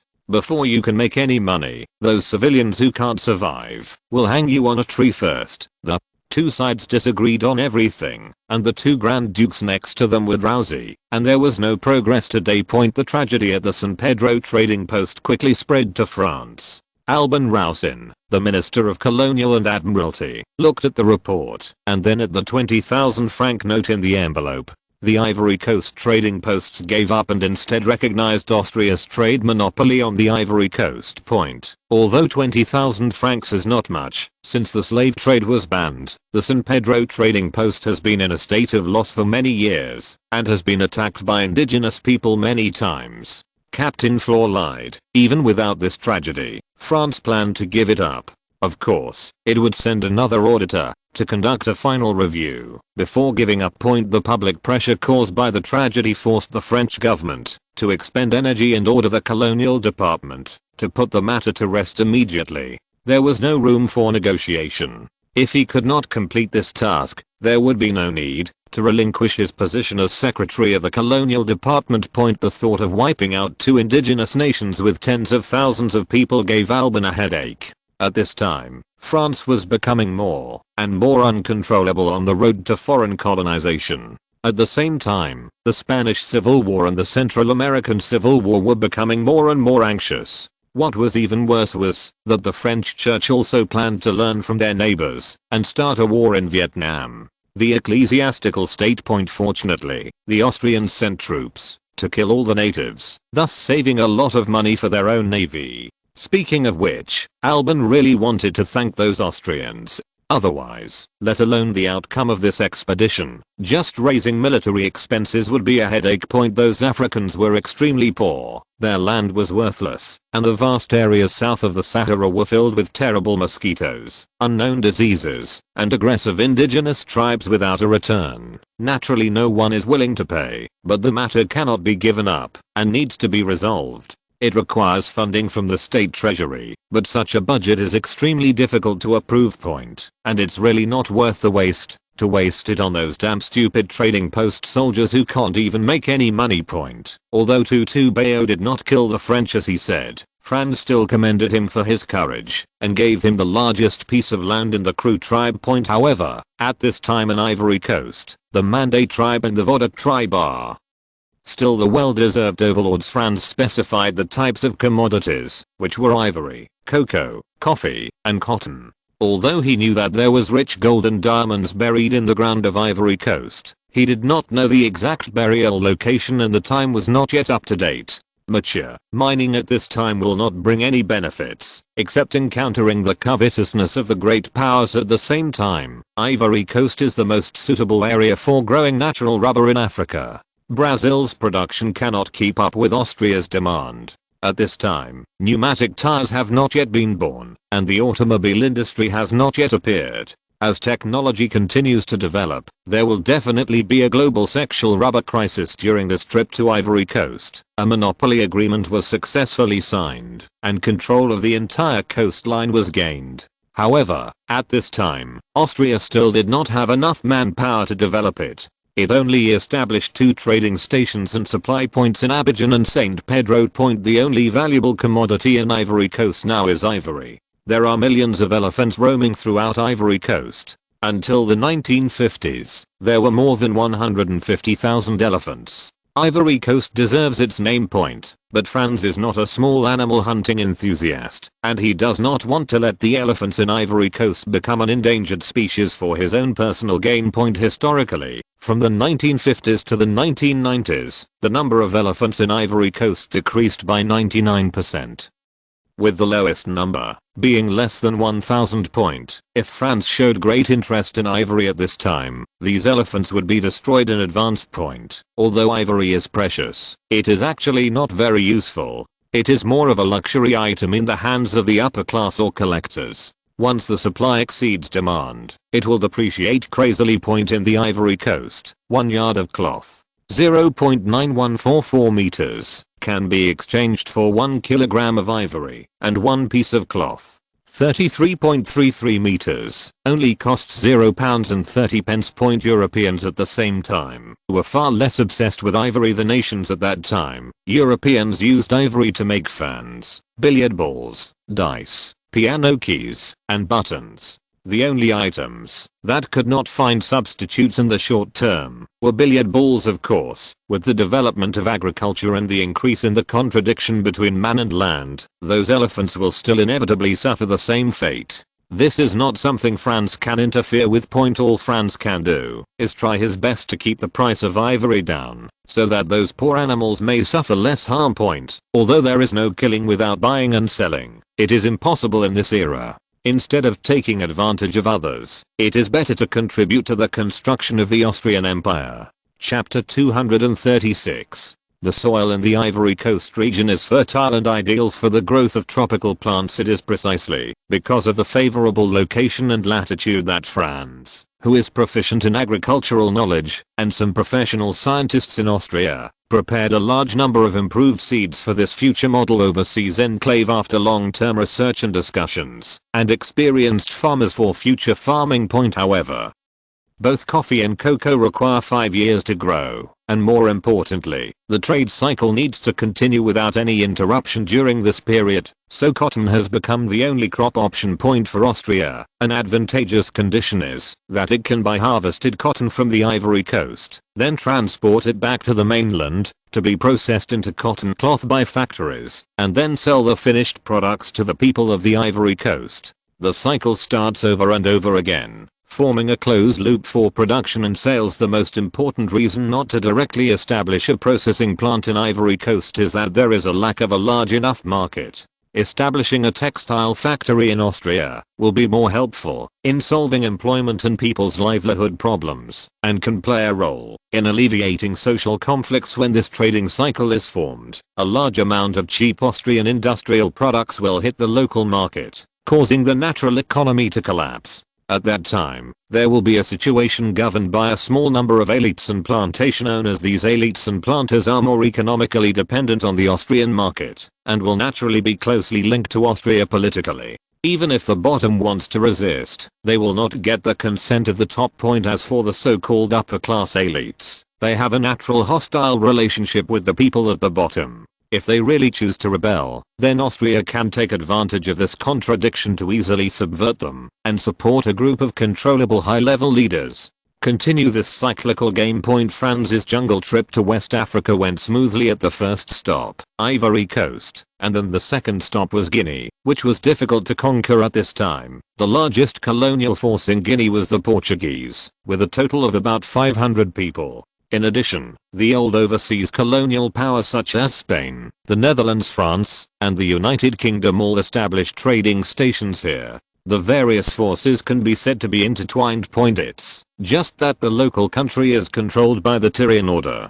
The real historical order name is not used in the book, to avoid unnecessary missing chapters, and does not allow foreign powers to go deep into the interior as a latecomer. Franz did not choose to show his country's strength here in a big way. He just found several chiefs of coastal tribes to sign trade agreements and protection treaties to prevent being squeezed out by the French using the same means in the future. Franz had no interest in fighting against a clerical country with a population of nearly 1 million. It was not wise for Austria to take the initiative to cause trouble at this time, so he let the French take the lead in causing trouble and wait for the opportunity. What he hates the most is this kind of clerical state. Although it is unbearable to fight, the endless security war will definitely deter any force. Moreover, Guinea's resource storage is far inferior to that of Ivory Coast. Although its iron ore and bauxite reserves are large and of high grade, these are not resources that Austria lacks.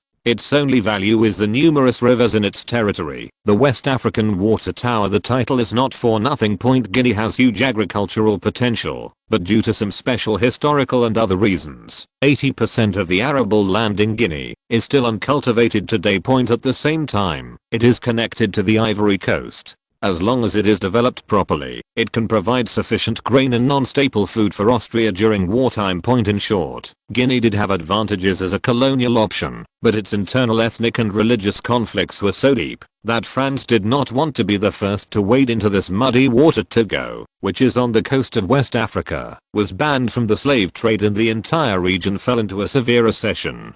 On the contrary, the slave trade in neighboring Benin did not end. As a result, powerful tribes continued to come to Togo to plunder the population, including the famous kingdom of Dahomey. This plunder of the population has resulted in serious shortages of local productivity. After the arrival of the Austrian fleet, the Togolese chiefs held a grand ceremony to welcome Franz and his party. They hoped to trade their population for weapons in exchange for protection of the security of their lands and property. Those so-called slaves were not obtained through war or kidnapping, but voluntarily. Most of them were women, because many strong young men were sacrificed on the battlefield, or because of the slave-catching wars of neighboring countries.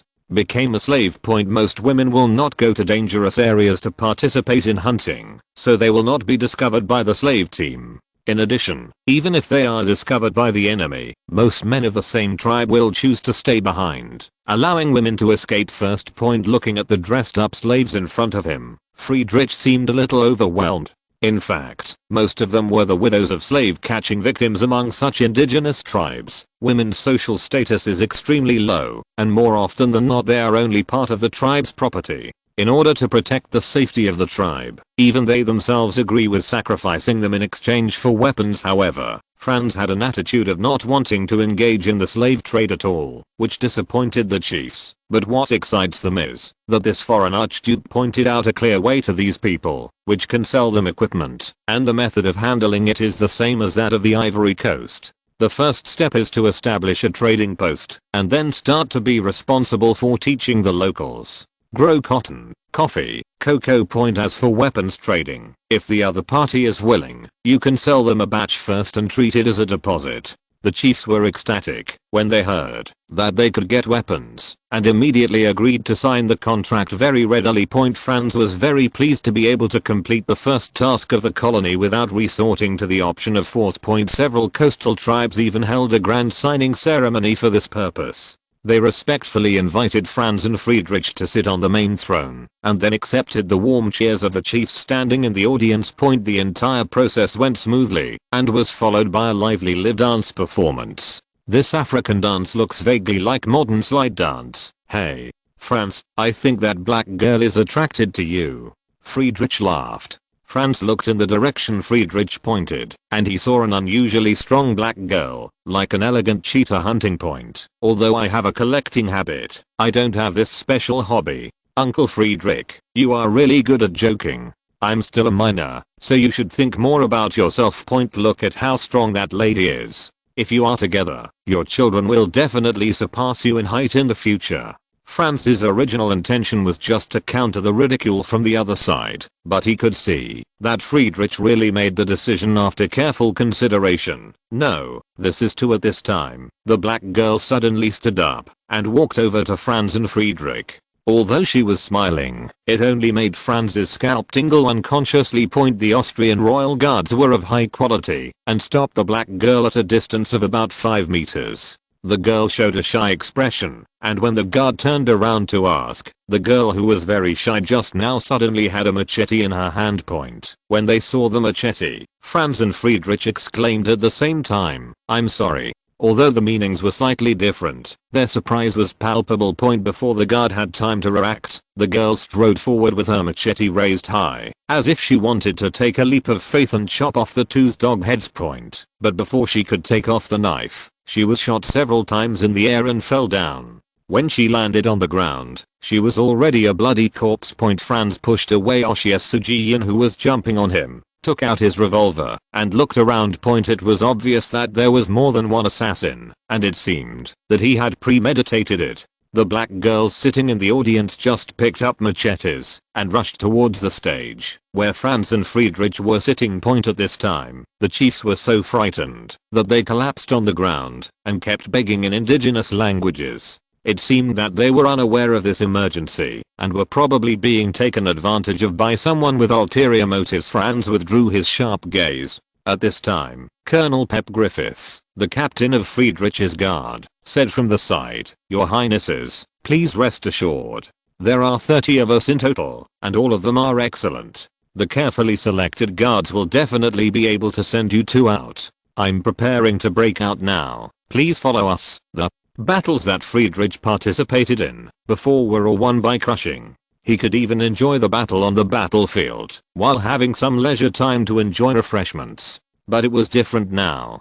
Splattering blood and hideous corpses appeared in front of him. Even a real general could not help but feel scared. Franz suddenly felt that his uncle was completely different from the war maniac who was usually full of fighting spirit and confidence. But it is a normal reaction to think about it. After all, who in this world is not born afraid of death? Listen, stay here, don't go anywhere, reinforcement will be here soon, Franz said loudly. After his reminder, everyone around him suddenly realized that there were still 200 royal guards guarding the outside, and an entire regiment of dragoons was stationed less than 300 meters away from the scene. Franz II left it to his eldest grandson Legacy. The entire ceremony stage is divided into inner and outer layers. Franz and Friedrich are located at the central podium and celebration performance area. It is separated from the outer level by a layer of fence, and anyone who wants to enter this level must be searched by the royal guards except for Chief Yobru, who was the host and had 2 bodyguards following him. The bodyguards of other chiefs were blocked from the outside. To prevent any unexpected surprises, Franz kept the cavalry nearby as a guard of honor. Although it was unclear where the attackers got the machetes, it was still a bit too far-fetched to kill 30 heavily armed elite guards with such crude weapons. Moreover, the number of attackers was not large. They screamed one by one and tried to break through the effectively separated ceremonial stage and the guard circle of the royal guards. However, they lacked strong cooperation and teamwork. and the chaotic scene only seemed shocking point. Although Franz still doesn't know who is going to attack him, but he can guarantee that those guys definitely made the wrong calculation. If you're listening to this novel on a channel other than Fanfic World, it means they downloaded and uploaded it without effort. We cordially invite you to visit our channel, Mundo Fanfic Novelos. There you'll find the original version of this story and you can explore many other novels of various genres. We're waiting for you to immerse yourself in a world of incredible novels.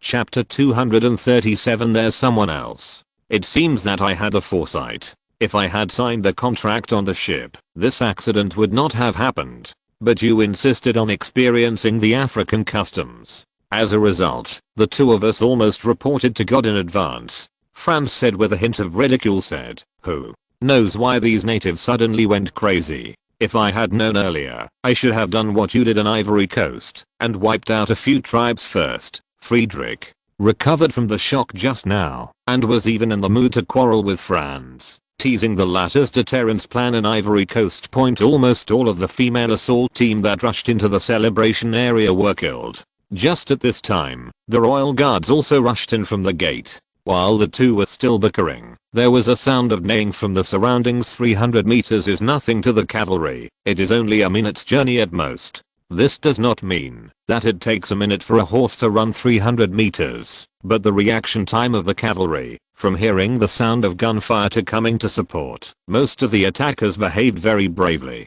Of course, most of them died in the first battle, but even the bravest groups still had a few who hesitated to move forward after seeing the tragic death of their companions. As the situation reversed, the attackers who had just been on the offensive side could only huddle in the corner. Although they still had machetes in their hands, their courage to charge was gone. Those who were lucky enough to survive were even so cowardly that self-imposed suicide cannot be done. The royal guards were very experienced in forcing them into a corner because the situation was basically under control, and the next thing to do was to find out the real culprit behind the scenes. Then it is very important to keep a few alive for interrogation of intelligence. At the same time, the officers are also paying attention to whether anyone is eager to get rid of these attackers, because usually when such an attack occurs, there is an insider at work. About 3 minutes later, except for a few chiefs and a few remaining attackers huddled in the corner, there were no living indigenous people in the entire celebration area. However, the killings outside are still continuing. It is simply impossible to expect these elite soldiers to show mercy to possible attackers. Why are you trying to kill us? Franz pointed a gun at one of the chiefs and said in very blunt Portuguese. The opponent shook his head. Franz's marksmanship was very poor, and he couldn't guarantee a hit even from a distance of about 2 meters. In the end, he had to awkwardly empty the magazine before sending the other person away. Franz came to another chief. It's your turn. Why do you want to murder us? Seeing the miserable condition of the previous chief, the second chief immediately babbled in indigenous language. Franz was trying to aim at the opponent's head in order to kill him with one blow. Only then did the chief react and immediately spoke in Portuguese. No, it's not us. It's King Cabrenin in the north. He promised us that, as long as we get rid of these guys, he will urge King Jizo of Dahomey to let us go. The northern part of Togo is a low plateau, but due to the obstruction of the Kola Mountains, European explorers at this time knew almost nothing about the geography and folk customs of the north, so Franz did not want to go deep into the inland area. To take this big risk, may I have your name? Kamtiki. Do you know how to communicate with those Dahomians? Kamtiki nodded sternly. Go. Tell them and ask them to tell the king of Dahomey that, if he continues not to stop the slave hunting war, justice will be punished sooner or later. They can put down their weapons and leave. Kamtiki walked to a place about 5 meters away from the beautiful Daho warriors and stopped communicating with them in indigenous language. The female warrior's eyes widened after hearing this at first, with a look of disbelief. One of them dropped the weapon in her hand and ran towards the woods. Sure enough, no one shot behind her, and the others followed suit and quickly fled in. In the grass, he quickly disappeared from Franz's sight without a trace. Why did you let them go? Friedrich asked. What's the use of keeping them? Is it because you want to enrich your harem? Franz asked rhetorically. Forget it. with a group of female assassins. I'm afraid I will die in an unknown way one day, Friedrich said with lingering fear. Assassin is a legendary sect that once controlled the country through assassination. Its representative is the Old Man of the Mountain, which is used here to refer to the killer. I think you are afraid that you won't be able to find her at night. Franz cheesed. What you said makes sense. Friedrich was speechless. To be honest, even if we kill them, there is no meaning at all, except to vent our personal anger. We need to let the king of Dahomey know what is happening here. Assuming that we send the messenger, let's not talk about whether the other party believes it or not.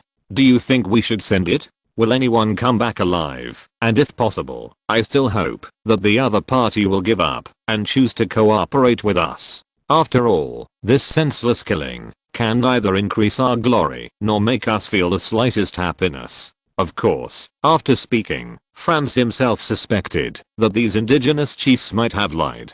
Otherwise, how could it be so convenient to transmit information with the efficiency of communication in this era? Europeans of this era may not know much about the Kingdom of Dahomey, but Franz knew it very well.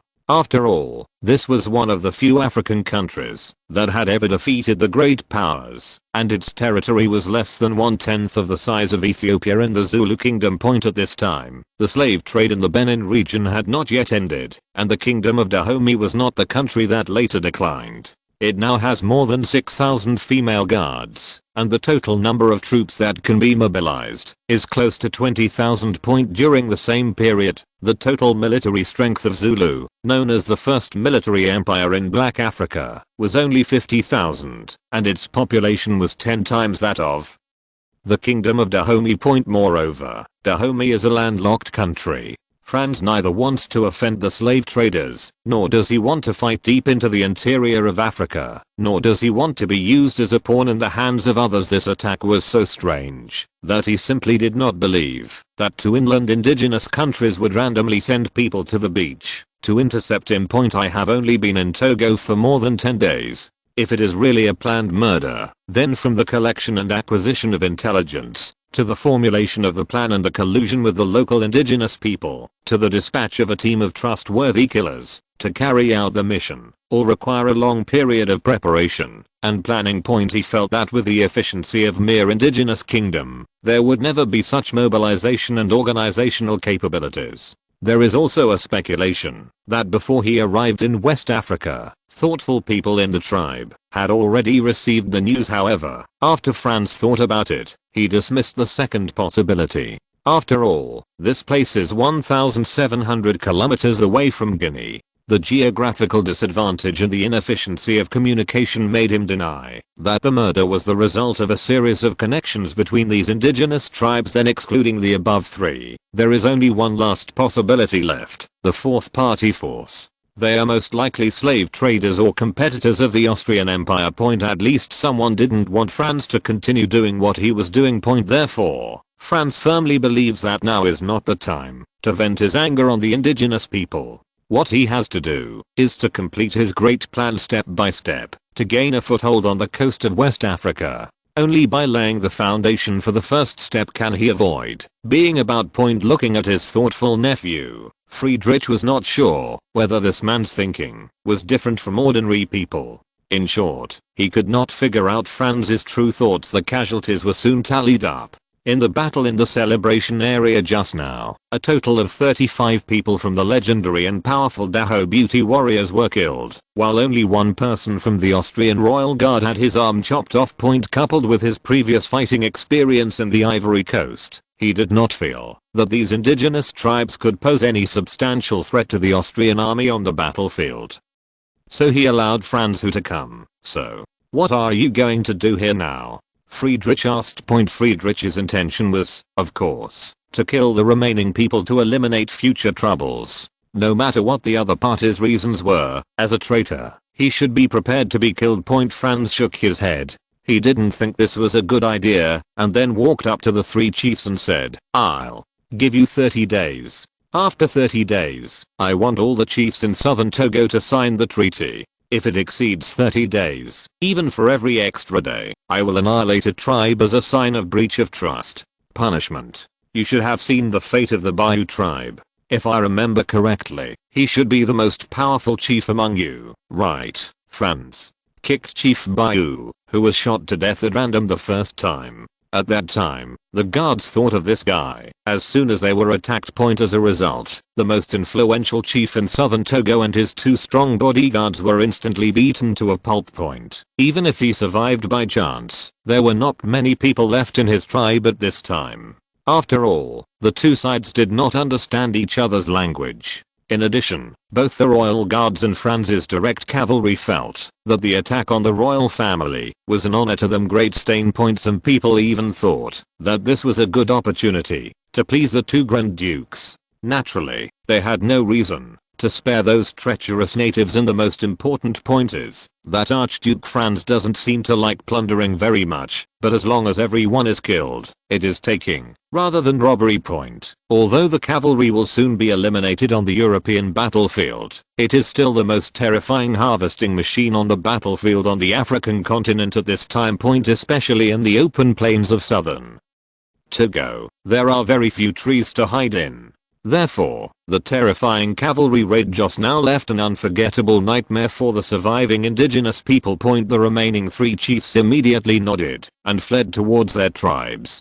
Chapter 238. 1 month is too long. Seize the day. The 1 month period proposed by Franz was too long, which caught Friedrich by surprise, and he was quite confused by the former's proposal. A month. We won't be settling here for a long time, right? Friedrich joked. Wouldn't it be better to let the natives help us build a fortress? Franz said. Ah, you really planning to stay here? Friedrich said in surprise. Why not? Didn't you see the unexpected encounter we encountered today? Do you still expect to rely on this group of strange indigenous people to protect our safety? I'm sure that this sudden attack was just at first. Some people didn't want us to colonize here. They coveted our development potential. Franz expressed his judgment. What are you talking about, King Kabrenon and King Jizo of Dahomey? Friedrich didn't pay much attention to the so-called mastermind. In his opinion, they were all indigenous tribes anyway. What's the difference? No, you are wrong. They are not the ones behind the scenes. Someone wants to divert our attention by misleading us, Franz said. Is it as complicated as you said? Friedrich sounded a little confused. It may be the Portuguese slave traders, or it may be the British, French and other forces behind the scenes. I don't know the truth yet, but the other party will definitely not let it go. Just wait and see. They will not give up. There will be other actions next, so we'd better be careful. Franz solemnly reminded. Then, why don't they come forward and take action directly, but insist on using these indigenous people? Friedrich asked rhetorically. You think too simply. In fact, war is often the lowest priority option.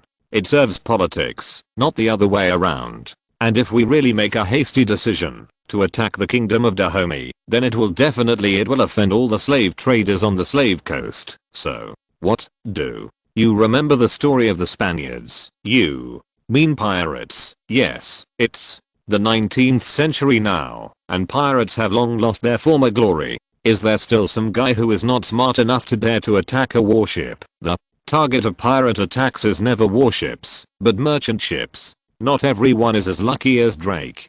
This is Africa, not Europe. Our fleet cannot stay here for a long time, and there is no British people's capital is used to directly build a West African fleet. There is a saying that goes well. It takes 1,000 days to be a thief, but 1,000 days to guard against a thief. Do you really think those slave traders were all individuals? Most of these legal slave traders are backed by the state or financial consortium, and they are not ants that can be crushed to death at will. Franz's words made it difficult for Friedrich to understand. He felt that the primary purpose of a big country's navy was to protect its maritime rights and interests. Although the Austrian navy is relatively weak now, they have never lacked for real combat courage. Whether it was dealing with the Barbary pirates who came to plunder the population in Italy, or the Moroccan pirates who dominated West Africa, the Imperial navy was able to beat these invading enemies into flight every time. It was their pride not to bow to any powerful enemy. Franz, I believe you will become a great monarch renowned in Europe in the future, but I'm just a soldier.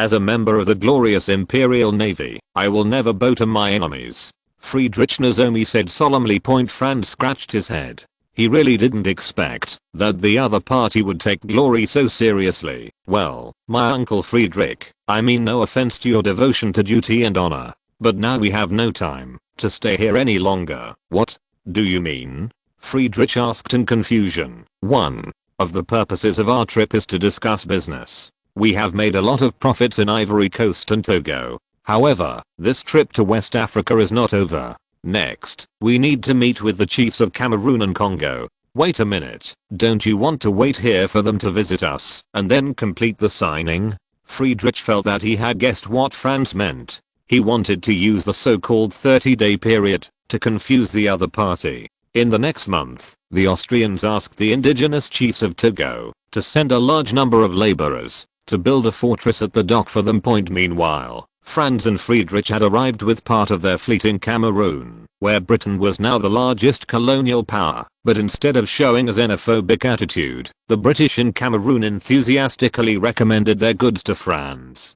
Since British law prohibited the slave trade, they could not participate in Cameroon's most profitable business, and had no choice but to engage in side businesses, such as providing catering, accommodation, repairing boats, selling some souvenirs, etc. The British government felt that the potential of this place was huge, so it continued to invest manpower and material resources. The cause of all this was that a British explorer discovered gold at the mouth of Cameroon and brought it back to the British Isles. Since then, the British have been fascinated by the rumors of gold in Cameroon. They have been investing a lot of money and resources in it for decades, and even built a city here. However, they have never been able to find the gold. The long desired priceless treasure. In fact, gold is indeed stored in Cameroon, but it is not at the mouth of the river in the west, but in the east of the source of the river. This secret was not discovered until the 21st century. However, the British sailors and workers here could not understand the actions of their own government. They hated the harsh environment here. The annual mortality rate of soldiers and workers serving in Cameroon is about 4%, most of whom die from malaria and mosquito bites, and some suffer from mental illness. When the senior British colonial officials here heard about the purpose of Franz's trip, they strongly recommended Krabi to the guests as an Austrian trading post. There is a natural deep water harbor in the area, and the indigenous people who live there are very friendly. According to the people, they seem to regard the white people as gods. Everything is as the enthusiastic British said. The local chief signed the contract as fast as lightning. Moreover, the chief, who is only 1.4 meters tall, is very versatile and can actually speak Portuguese, Spanish, English, French, etc. at the same time, 4 languages. But Franz soon discovered a problem. The local black people seemed to be extremely short, with few of them exceeding 1.5 meters. Compared with them, Friedrich's height was simply outstanding. In fact, the main local race is the Pygmies, a small ethnic group with an average height of less than 1.4 meters. Franz, on the other hand, had no understanding of this nation. He could only marvel at the vastness of the world and its wonders. It's no wonder that the Pygmies were not spotted by slave traders and brought to the United States, because no plantation slave owner would pay for a group of dwarfs. The diminutive chief, who also went by the English alias Lewis, was intrigued by his knowledge of cotton and cocoa cultivation, and asked his Austrian guests what his tribe could get from the trade. Franz showed him one by one the weapons, cotton cloth, and other industrial products brought by this voyage, including cigarettes and sugar. Lewis was very happy with so many novel objects. He expressed on the spot that his tribe was willing to grow cotton and cocoa for Austria, and that he would recognize Franz and Friedrich as his father. This sudden request made the two of them very embarrassed. On the one hand, the other party treated them with the highest etiquette, but on the other hand, for European nobles, especially the adoption of a child by the royal family, it was a big deal. European adopted sons could not only inherit property, but also inherit titles. That is to say, if Franz adopts Lewis as his adopted son today, then one day it is very likely that a black man will inherit the throne of the Austrian Empire. This is Habs. The Ford family would not accept it, no matter what. Friedrich was also unable to do this. His father was the richest and most powerful nobleman in Austria. If he agreed today, he would most likely be pinned to death in the bathtub by his father and eldest brother when he returned. Because he couldn't accept it, he could only reject Louis, but he looked very disappointed, which made Franz and Friedrich a little bit intolerable.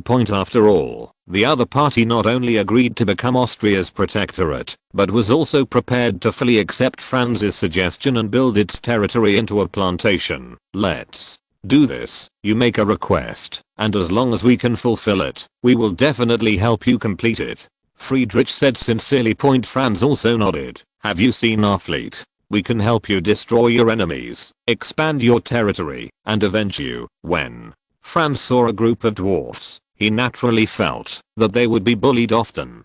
Moreover, eliminating some hostile tribes could not only expand Kriber's territory, but also enhance Austria's influence in Cameroon. After all, if the original history had been followed, Britain would have taken tough measures this year, asking the chiefs of Cameroon to stop the slave trade and destroy all slave stations in the coastal areas. But in fact, the pygmies of Kribe during this period were not weak, and they often even defeated surrounding tribes to surrender and pay tribute. Then Louis's eyes lit up, and he made a very embarrassing request. I want a white woman to be my wife. Chapter 239. A short break. As soon as these words came out, the expressions of the two people changed instantly. This request was not difficult for the two of them, or even for any businessman who went to Africa to do business, but for Franz and Friedrich, this matter exceeded their expectations. Bottom line, I'm not a slave trader. I don't sell black slaves, let alone white slaves. Friedrich was very angry. He was a man with a strong sense of honor. Franz only hoped that he would not be so impulsive on the battlefield. We can't give you a white wife. We are not slave traders, but as long as you do what I say, you will have enough money in a few years. By then, you won't have to pursue anyone else. There will be someone willing. I took the initiative to throw myself into my arms. Franz interrupted Friedrich directly. He did not want the relationship between the latter and the indigenous chief who was willing to cooperate to get to tense point at this time. What Austria's colonies were most lacking was labor. If these indigenous people could be used as their own labor force, it would greatly alleviate the huge pressure they faced in the early days of colonization. Money? The civilization of the pygmies is too primitive. Their exchanges are mainly barter, and the general equivalents are usually livestock and food. Franz had no choice but to take out an anticipatory note. You can sell your goods to me, and I will give you a voucher. This voucher can be exchanged for goods of the same value in my country. The number on it represents the value. Does this paperwork for all white people? Louis was very smart and thought of this immediately. No, it can only be recognized by our country. But there are two common currencies in the world, Franz said, and took out another gold coin and a silver coin. This is gold and silver. People usually judge their value based on their weight and fineness, but for you, this kind of thing is too dangerous. Why? Louis played with the coin in his hand. He didn't find any danger, because you can't protect yourself. Once you have these things in your hands, it will attract ill-intentioned countries to send troops to snatch them. So I suggest that, if you get gold and silver, it is best to exchange them for our country's expected banknotes, so that it's the safest, and our country's product range should be the richest. Franz did not lie. They did not become slaves because of physical reasons, but if they had gold and silver in their hands, their demise would not be far away, just like the Incas. Moreover, merchants who come to the slave coast usually do not bring too many valuable goods, because guns and cloth are the hard currency here. But Franz is here for business, and the types of goods he brings are very complete. So wherever you go, the local indigenous people will be dazzled. Louis nodded. Other Westerners did not have such a wide variety of goods, and they were very stingy, but he still said with some doubts, cotton and cocoa can be exchanged for more than just guns, cloth, sugar, and tobacco. Yes, but you can also use it to exchange for expected cash, so you can freely choose the goods you need. Afterwards, Franz strongly recommended the anticipatory banknote to Louis. After all, it would be a great good thing for the country to allow region to accept its own country's currency. As the British said, the natives of Kribe were indeed very friendly and took the initiative To help the personnel of the Austrian trading post build houses and build docks, Louis was so efficient that groups of natives under his organization, under the command of agricultural experts sent by Austria, began to plow the land to grow cotton and cocoa. Friedrich sent people to teach the natives how to use weapons, and also served as a teacher of tactics. Of course, what he taught was not frontal combat, because the physical fitness of these people was really poor, and his experience in Africa also told him that the discipline of the indigenous people could not meet the requirements of line combat. But Friedrich had the talent of a famous general after all. And he soon discovered that these thin pygmies were very suitable for special operations. They could hide well in tree holes or even mud. At the same time, the locals also have a special talent, which is that they can hold their breath for a long time. After training, ordinary people can achieve 3 to 5 minutes. The local indigenous people can generally hold their breath underwater for 5 to 10 minutes, and the longest can even last for 15 minutes, which puts the Austrian Navy soldiers to shame. Also, although the pygmies do not run very fast, their swimming and climbing speeds are simply ridiculous. And their endurance is amazing. It's just that his IQ is a bit worrying. Whether it's mathematical ability or logical ability, even Louis, the smartest in history chief, has an intellectual level only at the level of a junior high school student. Friedrich taught the indigenous people the knowledge of special operations, and the dancing between the two parties looked very funny. Franz rarely set up a pergola on the beach to enjoy the beach and sunshine. During the previous celebration, Oshio had jumped on Franz, trying to block the attacker's attack. Franz still remembered this feeling, so he gave Oshio a homemade coal special revolver. There is sunshine and beaches, and Miss Sujiun can be considered a beauty, but this Mako costume, white robe, hakama, chahaya, really doesn't match the environment here. At this time, Oshio Sujiun was still busy performing her duties as a maid. She was sweating profusely due to the heat, but she couldn't show off her figure at all. As expected, she still needed a swimsuit to match.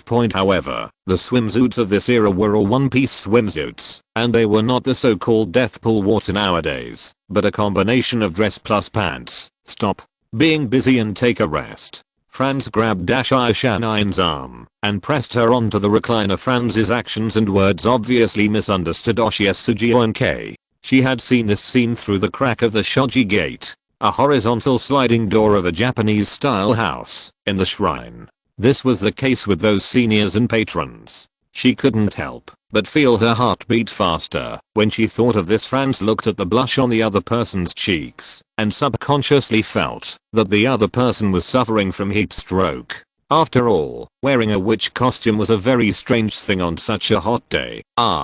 You overdressed, I wearing too much? Oshio's face was already hot, and she said in a voice as thin as a mosquito's fly, "Don't you know if it's too much or not?" Franz held his forehead, seemingly confused by the heat. "I'll get you a coconut. Just wait a moment." Oshio looked at Franz, who was about to leave, and gritted his teeth. "Please, wait a moment. What happened again? Can you please pull down the curtain?" Oshio said timidly. Franz thought for a while, and it was right. It was indeed not good to be exposed to the sun like this, so he pulled down the curtain.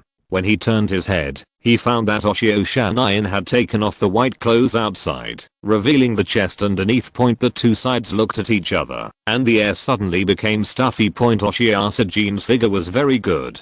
Although it was far less plump than Ajani, and not as tall as Thalia, it fit Franz's imagination of a beautiful girl of this age. Chapter 240, The Last Stop. Does it look good? Oshio spoke first. "Fuck you." Franz rolled his eyes inwardly. Oshio is very confident in her appearance. It is precisely because of this that she has received a lot of conveniences since she was a child. She even thinks that this is a gift from God. However, Franz did not appreciate it at the moment. Mood. What? I think he is unconscious, ship's doctor. Franz had already decided in his heart that the other party was abnormal. Archduke. Franz, what are your orders? Jack, the ship's doctor, responded immediately. He was the most neglected person on the ship because the indigenous people did not believe in Western medicine. Instead, the accompanying priest showed some traditional Chinese medicine skills that made them worship him. This made the ship's Dr. Jack very hurt, and he immediately cheered up when he heard Archduke Franz shouting, "Miss Shannon may have heat stroke, please come and help." Franz shouted, realizing that someone was coming towards him. The Xiaoxiasujian immediately put on the white clothes that he had just taken off. The ship's Dr. Jack examined her carefully for a long time, which made Franz feel a little strange, and then a bad premonition arose in his heart. Finally, the ship's Dr. Jack sighed and walked out of the tent. Franz stepped forward and asked, "Doctor, how's it going?" The ship's Dr. Jack shook his head and spread his hands helplessly. Franz swallowed a mouthful of saliva and thought, "Isn't it really a terminal illness? How is she?" "She's not sick, Jack," the ship's doctor said helplessly. He originally wanted to show off his skills, but unfortunately he didn't have the chance. Franz said, "Doctor, go slow," and thought about greeting the other person's family. He was pretending to be serious and almost made himself think that Oshio Shanayan really had a serious illness. After the ship's doctor left, Franz opened the curtain and said, "Look hard, study hard, and don't think too hard." Oshiasajin nodded blankly. After a short rest, Franz continued his journey, this time targeting the last stop in the Congo. The Congo is divided into two parts. One part is the Kingdom of Angalo, which declined due to the prohibition of the slave trade. It later became a French colony. It is rich in oil and gas reserves, potassium salt mines, phosphate mines, and iron ore reserves. In addition, there are aluminum, zinc, copper and other metal mines, have great agricultural potential, but overall they can only be said to be mediocre. The other part, the Democratic Republic of the Congo, in case anyone can't understand, is blocked by a large waterfall at this time, and is rich in natural resources. It is known as the world's raw material warehouse, Central African gem and geological miracle. The country contains a variety of non-ferrous metals, rare metals and non-metallic ores, including considerable reserves of copper, cobalt, industrial diamonds,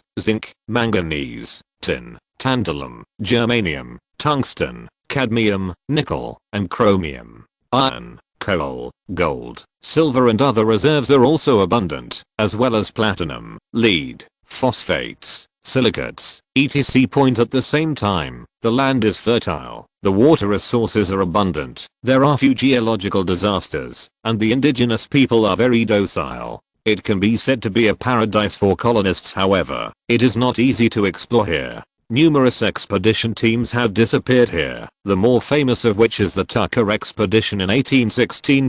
After the Napoleonic Wars, a brave British naval captain decided to explore the unknown lands for his country, and he found 58 experienced explorers. However, they never came back. It was not until a few years later that another group of explorers discovered Colonel Tucker's expedition notes in an abandoned camp near Yellow Falls, and learned about this dust-laden secret. In the following decades, Europeans conducted countless expeditions to this land. When the exploration was completed, it happened to catch up with the frenzy of partition. The great powers refused to give in to each other, and in the end it was the Belgians who picked the peaches. The purpose of Franz's visit to Congo this time was not only to establish a trading station, but also to bring two experienced expedition teams. Their mission was not only to explore unknown areas and regions, but also to try to establish contact with the local indigenous people.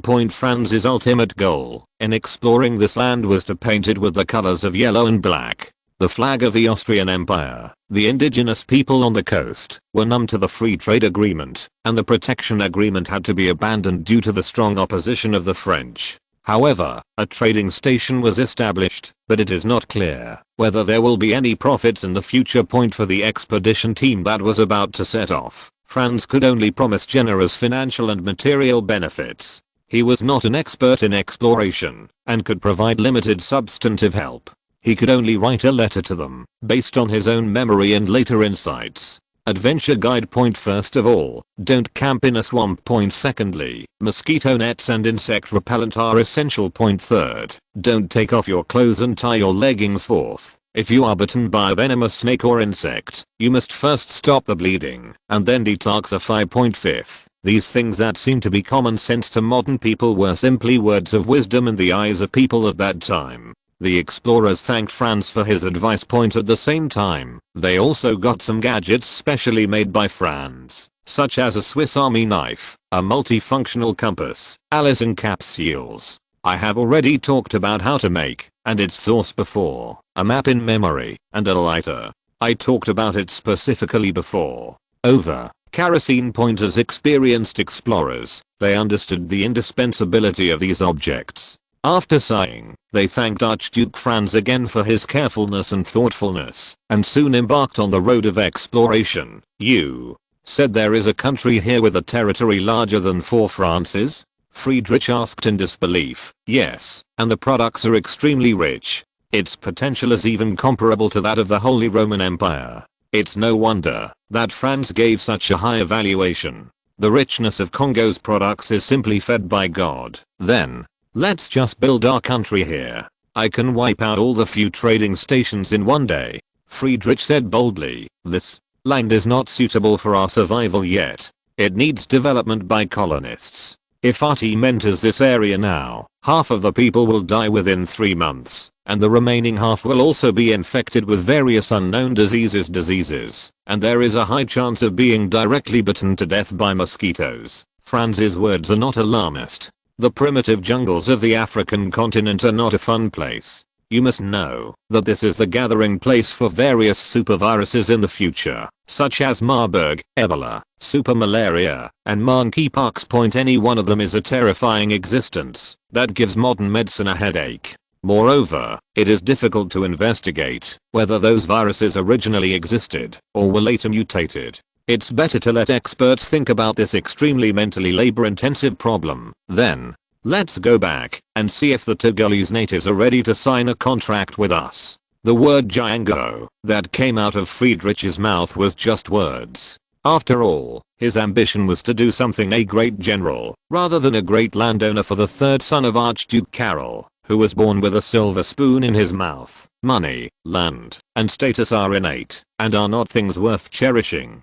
For him, only one thing is the most important, and that it is to surpass his great father and let history and the country remember his name. The voyage fleet once again arrived in Togo in a mighty manner. At this time, the temporary trading post had been turned into a decent port fortress. The soldiers who stayed behind were all in high spirits. It seemed that they had spent their recent days having a good time. It was only when Franz entered the fortress that he discovered that there was a circle of densely packed crosses centered around the port that made people's scalp numb. They were covered with all kinds of indigenous people who died tragically. This made Franz feel very bad, and he did not like to use this kind of terror to rule. Chapter 241 White Chief and Cotton. After Franz's inquiry, he learned that the chiefs who were let go did not fulfill their promises. They took advantage of the opportunity to help build the port and intended to wipe out the Austrian troops staying in Togo. Of course, the attempt of these indigenous advance troops to sneak in with their sidearms was immediately seen through by the Austrian soldiers, so the chiefs who were hiding behind and observing simply showed their true colors.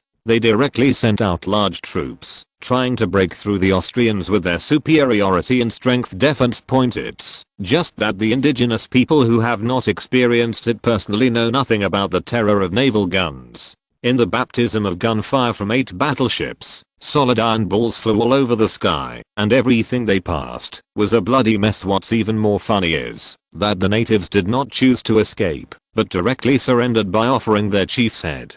So far, the 7 tribes in southern Togo have all surrendered, and they unanimously demanded that a white man be their chief. Surrender to the enemy on the battlefield? Friedrich thought it was ridiculous. No, this is called a battlefield uprising. To be more precise, it means turning from darkness to light. Franz corrected. Then, this spear was made by indigenous people. Friedrich was a little unbelievable. Yes, Archduke Friedrich. Colonel Morrison supervised those built by the indigenous people, said Captain Parrish, who was in charge of staying behind. The quality of this project is acceptable. Well, for the sake of your serious work, Morrison, you can stay and be their chief. Friedrich said half-jokingly. Morrison studied architecture in college, but his father hoped that his second son would have a better future. so he sent him to the Navy. Morrison is a typical Austrian who is not doing his job properly. A naval captain who doesn't want to be a chief is not a good architect. The talents of this group of people are all mixed up. Just like Austria, a land power country, has never lacked naval warfare geniuses. The river navy violently defeated the Barbary pirates who were rampant in Europe, but the regular knights could not defeat the peasants who rebelled against Hussine. Okay, Archduke Friedrich, I will follow your orders and build this into the best port in West Africa. Morrison saluted Friedrich with a very solemn military salute. Friedrich didn't want to take on such a huge pot, but his words were interrupted by Franz. Congratulations, Mr. Morrison. You have finally found a career you are willing to devote your life to. I will use my actions to prove that your decision is correct. Morrison solemnly vowed again. Has the mastermind been found out? Franz was actually quite curious as to who was behind the scenes. Morrison and Parrish shook their heads. The indigenous people could not explain it all. They only knew that this attack was discussed by the chiefs before. However, during that war, almost all the people who knew the secret died. Later, in order to eliminate the influence left by the chiefs, all those who had supported them were crucified. The tribes in southern Togo are very weak. Years of slave catching wars, coupled with several recent wars, have reduced the indigenous population in southern Togo to less than 50,000. After the protection agreement in Togo was completed, Franz's trip to West Africa was considered a successful conclusion. If all went well, 6 months later Austria would receive its first shipment of cotton from the colonies. The importance of cotton is actually far beyond most people's imagination. Cotton not only supports the textile industry of this era, but will also play an immeasurable role in the medical, military, and people's livelihood fields in the future. The textile industry during this period has become the most important industry. The amount of cotton processed by a country can directly reflect the strength of that country. What do those black slaves grow in the plantation economy that you think is evil? That's right, besides sucrose, it's cotton. At this time, the cane sugar business was no longer what it used to be. According to Americans, this was an era of black and white. Black represented opium, and white represented cotton. Historically, in 1840, the Austrian Empire produced 1 million cotton spindles, France 3 million spindles, the United Kingdom 15 million spindles, and the German states 1.2 million cotton spindles, of which Saxony produced 600,000 cotton spindles. This is why Saxony, which only has 1/3 of its original territory, still dares to challenge Prussia. At this time, the world line in the book, the number of cotton cloth produced by the Austrian Empire reached 1.5 million spindles, because the textile industry was supported by cotton from Mexico, and at the same time it opened up the German and Italian markets. France's cotton production reached 3.6 million spindles. Although it suffered heavy losses in Egypt, it unexpectedly gained access to Texas cotton production areas. A large amount of cheap cotton poured into France, which promoted the development of the textile industry. In fact, at this time, Austria's industrial capabilities were not weaker than France's. In terms of machinery manufacturing alone, it ranked first in Europe. Even Saxony, the German states and Italian states also used Austrian looms, but the amount was not large. The textile machines used are all produced in Austria. But the Austrian Empire only produced 1.5 million spindles of cotton cloth, either because there was not enough cotton. Britain and France consumed 84% of the cotton shipped to Europe, and the rest of Europe could only eat the leftovers from Britain and France. At this time, the largest cotton supplier in the world is the United States. It is actually a puppet of the British. It may conspire with it at any time to raise cotton prices and impose sanctions on a certain country, or even directly cut off supply. This kind of feeling of being stuck is quite unpleasant. During the same period, the combined cotton production of Brazil and Mexico was approximately 3% of the US production. In these two countries, Mexico has been in war for years, coupled with the lack of human resources, small planting area, market and many other reasons, the combination of which has prevented its cotton industry from forming a large-scale point. Although Brazil is a slave plantation economy like the United States, its cotton yield is very low due to management problems. Moreover, the local manor owners in Brazil are very lazy or abnormal. For example, Franz has been frantically importing rubber from them many times. However, his rate of expansion of production capacity still cannot keep up with demand. He would even rather send slave workers to pick wild rubber. Unwilling to expand production capacity. Egypt was once close to 10% of the United States, but due to the war and the loss of power of the Ali government, cotton cultivation suffered a major blow. Local farmers do not believe in cotton or currency.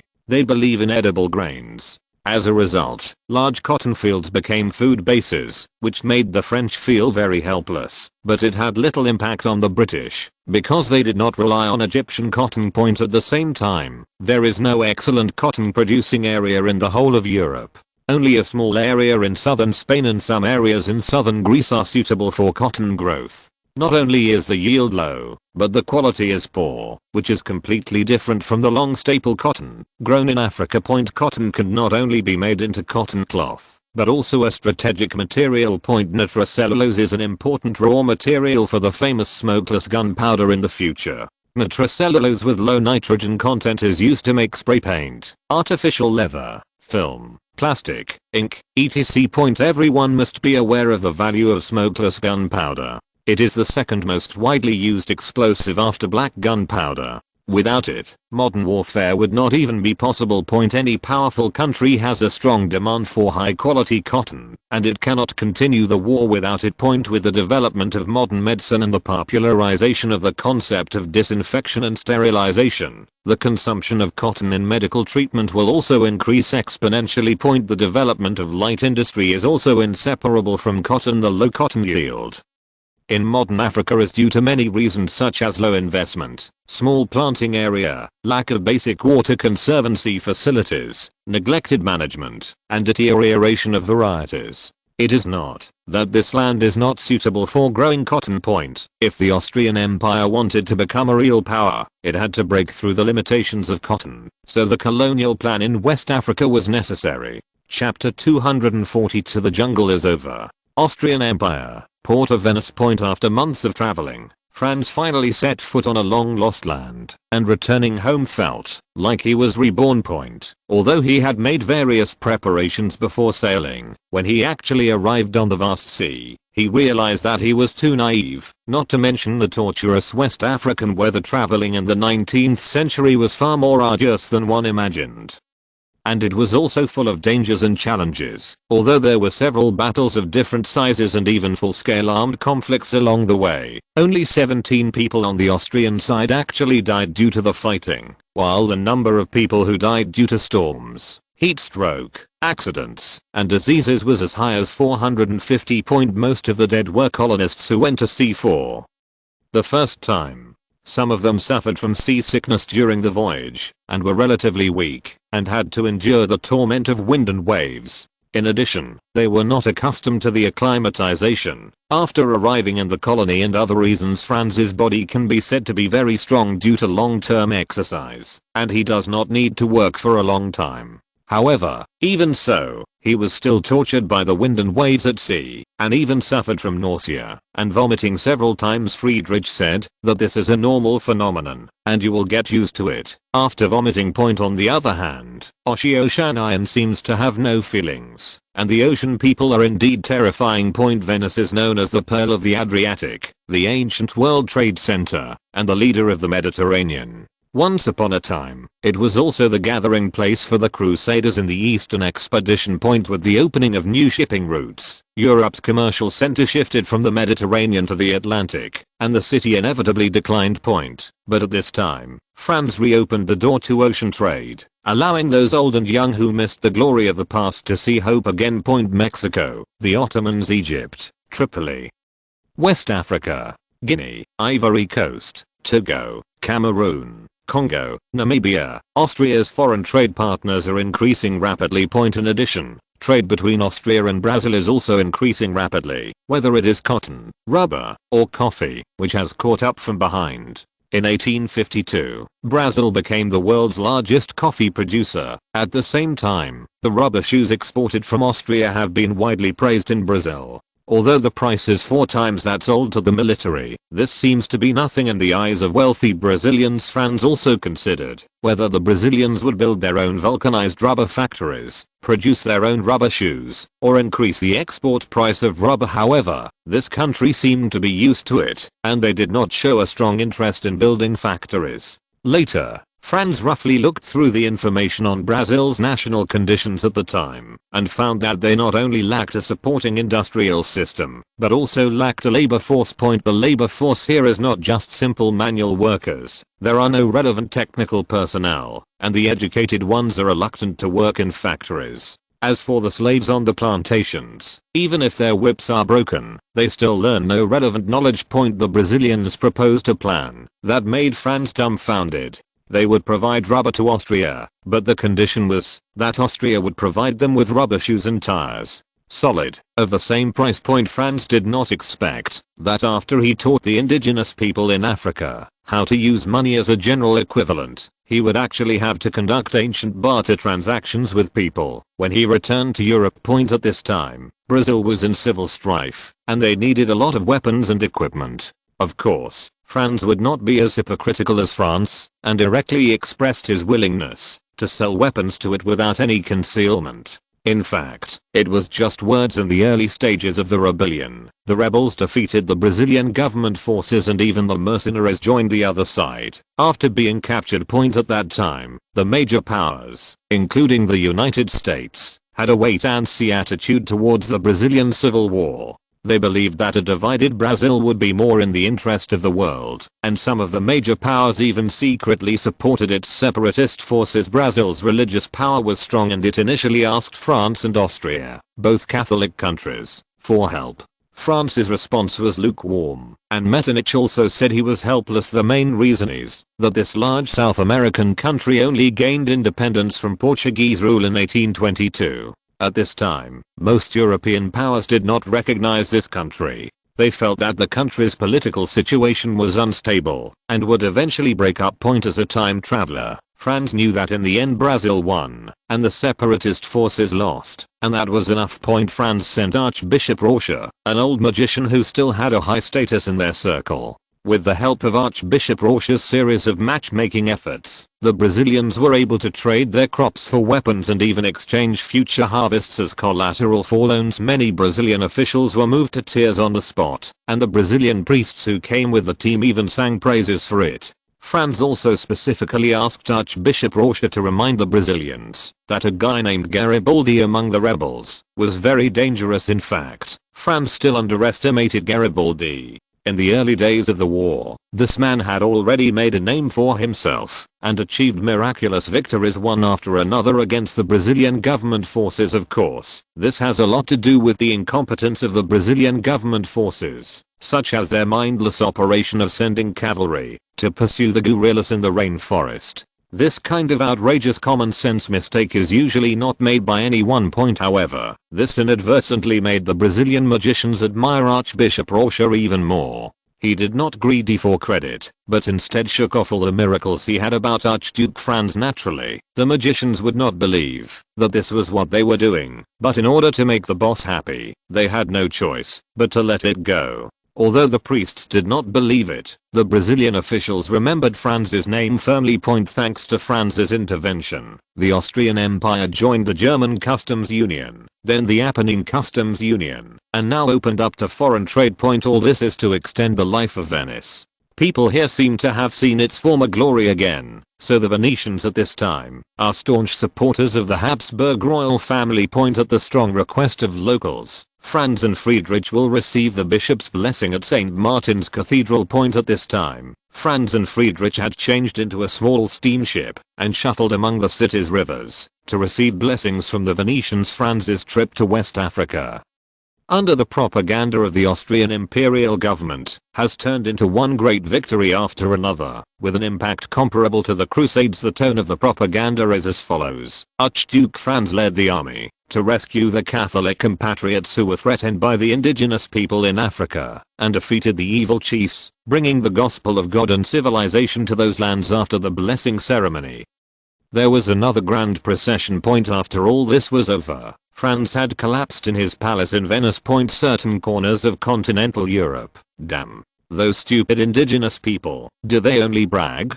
We provided them with accurate information, and even created conditions for them to assassinate. And those damn guys will only respond to us with one disastrous defeat after another? The Austrians are occupying the colonies too quickly, and we must find some way to prevent them from continuing to expand their colonies. Austria and France compete for colonies, which is in our interests, or we should help them. For example, add more fire. Chapter 243 Turbulent World. At this time, the railway network of the Austrian Empire and Lusitania had been basically completed. In Venice, you can take a train directly through Villach, Salzburg, Linz, and then to Vienna. A journey that used to take a month now takes just 14 hours. A lot of things happened after Franz left Europe, including a massacre in Syria. It is said that local Jews ate grilled pork chops during the Eid al-Adha festival of the Cheyenne Fang Church, after which angry locals launched a campaign against the entire area under the command of the sect.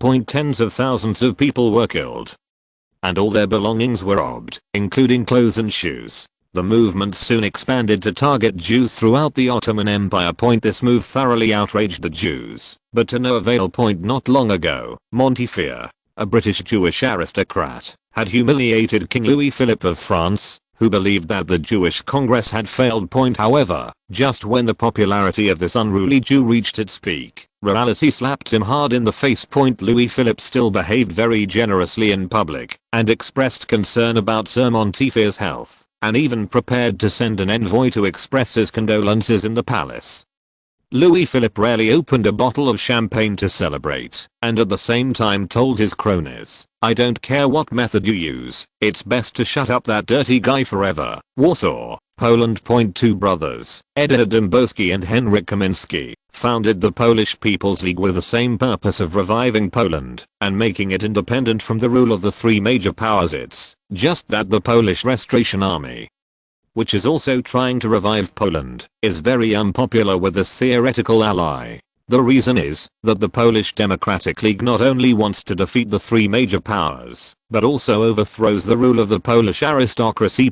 This was unacceptable to the Polish Restoration Army in any case, so they reported the Polish Democratic League to the Tsarist Russian government. The truth of this wave of operations is surprising, but what is even more bizarre is that Tsarist Russia actually extended an olive branch to the Polish Democratic League, based on the principle of the enemy of my enemy is my friend. The Russian theory is that the Tsar was the loving father of the Polish serfs. Since you want to protect the interests of the serfs, you are also protecting the interests of the Tsar. In that case, we all work for the Tsar. Why not join forces to deal with those damned people?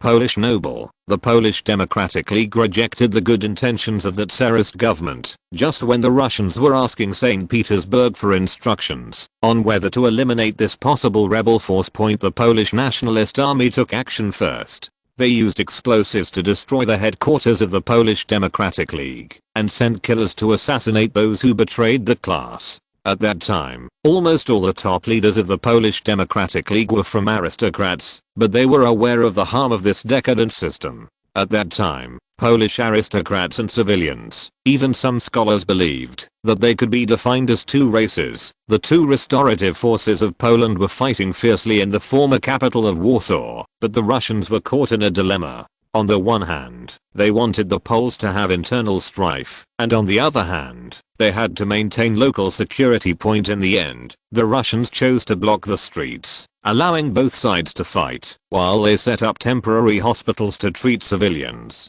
After this operation, not only did the Russians gain a wave of popular support, but it also severely damaged the vitality of both parties. As a former member of the Polish Nationalist Army, Jenny was so angry that she tore the newspaper into pieces. Franz thought it was quite normal. After all, the conflict between Polish nobles and civilians had a long history, which was somewhat similar to the caste system in India. The Polish nobility came from the conquerors of Northern Europe, while the common people were the local Slavs. Although this happened 17 centuries ago, many nobles still stared at this matter. The Polish-Lithuanian Commonwealth, which once stood alone against the Ottomans, declined because of this.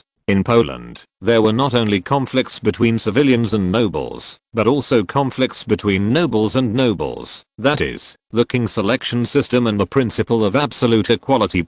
Negotiations between Austria and the Free City of Krakow have finally settled, and a railway from Lviv to Krakow will be built within 2 years. The success of the negotiations was due to the efforts of Krakow's cobblestone aristocracy. The Polish nobility is divided into 7 levels: large nobility, more than 10,000 serfs; middle-level nobility, more than 500 serfs; tenant nobility, small household nobility, castle nobility, rabble nobility, and cobblestone nobility. Urban nobility, engaged in industry and commerce, the most despised 7th estate in the past. The cobblestone nobles have become the most powerful group of people in Krakow at this time. Their economy comes from trade, so they will naturally not miss the opportunity to expand trade with Austria. Moreover, joining Austria's line is equivalent to joining the German customs union and the Apennine customs union at the same time. Driven by huge interests, those opposing voices quickly disappeared. Krakow was once the most prosperous city in Poland, but at this time a railway determined its life or death.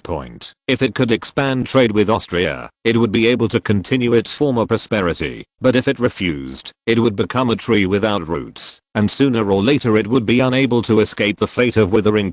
However, when the railway is completed, the Free City of Krakow will no longer be free, but will become a pawn controlled by Austria. This naturally caused dissatisfaction among some nobles, but they were quickly persuaded, either by reason or physics, as for the members of the Polish Nationalist Army and the Polish Democratic League who wanted to prevent this from happening. They were either expelled or drowned in the Vistula River. Prussia. Silesia.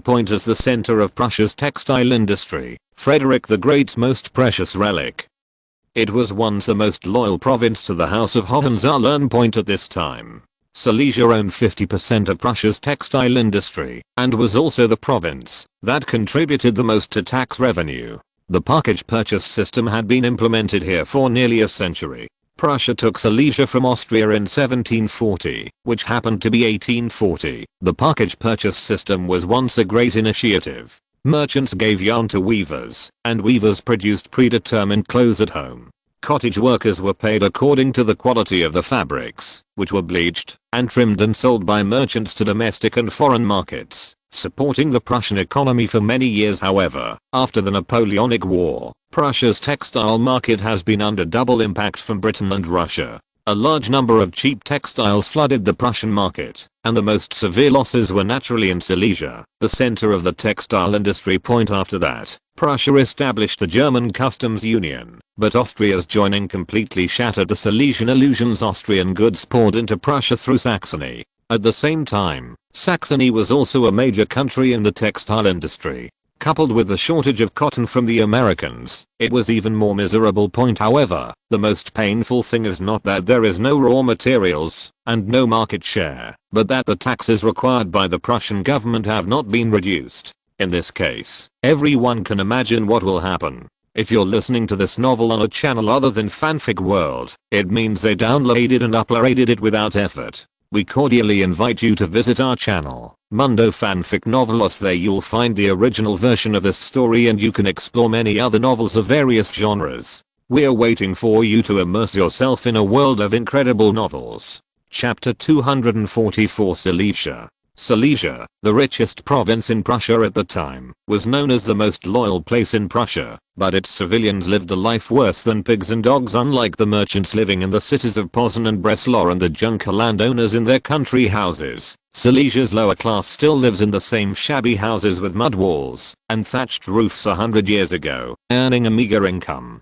The income has made potatoes the only food on many families' tables. The weavers who sit in front of the loom all day don't even have a decent set of clothes. The extremely poor life makes people give up their moral bottom line. Many children are forced to go out to beg on the streets every day. Theft has become an encouraged habit. Behavior among them, the linen weavers were the ones who suffered the most. With the development of the cotton textile industry, a large amount of cheap and high quality cotton cloth occupied the linen market, causing the price of linen to plummet. As industrialization spread, the situation worsened, and linen weavers' incomes plummeted. At the same time, due to financial constraints, the Prussian government failed to introduce effective policies to protect the local linen textile industry and weavers. Instead, it required merchants and capitalists to pay the same taxes as in previous years. As a result, the working hours of linen weavers continued to increase, and their wages were often deducted. They had to borrow money to survive in order to work and live. As technology continues to develop and looms become more and more advanced, this small family-based workshop will inevitably be eliminated. A large number of weavers continue to go bankrupt due to their inability to repay their debts. These homeless people enter urban factories and become so-called cheap labor. It's a pity that Prussia's textile industry was inherently lame, and it suffered greatly from the fluctuations in cotton prices and market fluctuations. In order to pass on this risk, businessmen and capitalists naturally racked their brains and tried every means to exploit and squeeze workers. What's even worse is that the local administration, police, courts and relief are completely controlled by the junker aristocratic landowners' wealthy textile.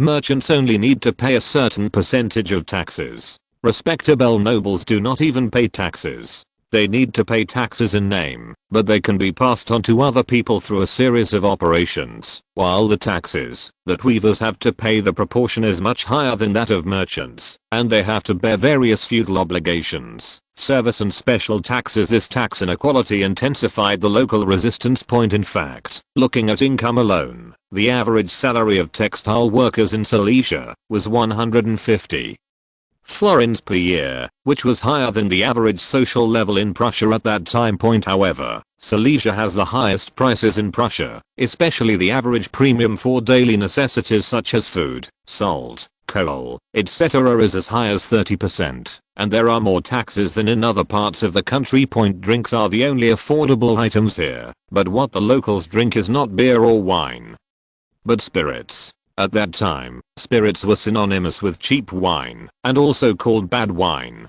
You can imagine the physical condition of local people who drank this kind of wine for a long time. The Prussian government was still very concerned about the decline of Silesia's economy, but several senior officials before and after simply attributed it to the laziness of the people at the bottom, as well as short-sightedness and lack of foresight.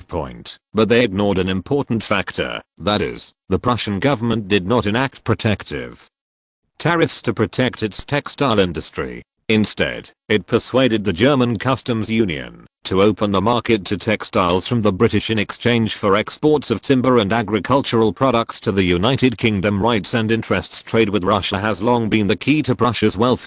However, after 1833, the textile industry in the Greater Poland area under Russian rule began to rise. The Russians set up trade barriers for their own interests, cutting off the possibility of Prussia dumping eastward. To make matters worse, the Austrian Empire's great feat of territorial expansion by retaking Belgrade sounded an alarm to the Prussian top brass. They believe that under the double blow of the local economic downturn and the decline of leading industries, the Silesians are likely to be like the Serbians in Belgrade and fall into the arms of Austria without firing a shot. But in fact, due to religious issues at first, Silesians did not have much expectations for returning to Austria. However, as the economic and political environment continued to deteriorate, and the influence of the Austrian Empire continued to grow, some people had to start to reconsider this issue. During the food crisis, due to the failure of Prussian governments at all levels to provide disaster relief, many people had to choose to leave their hometowns. On the contrary, Austria took the initiative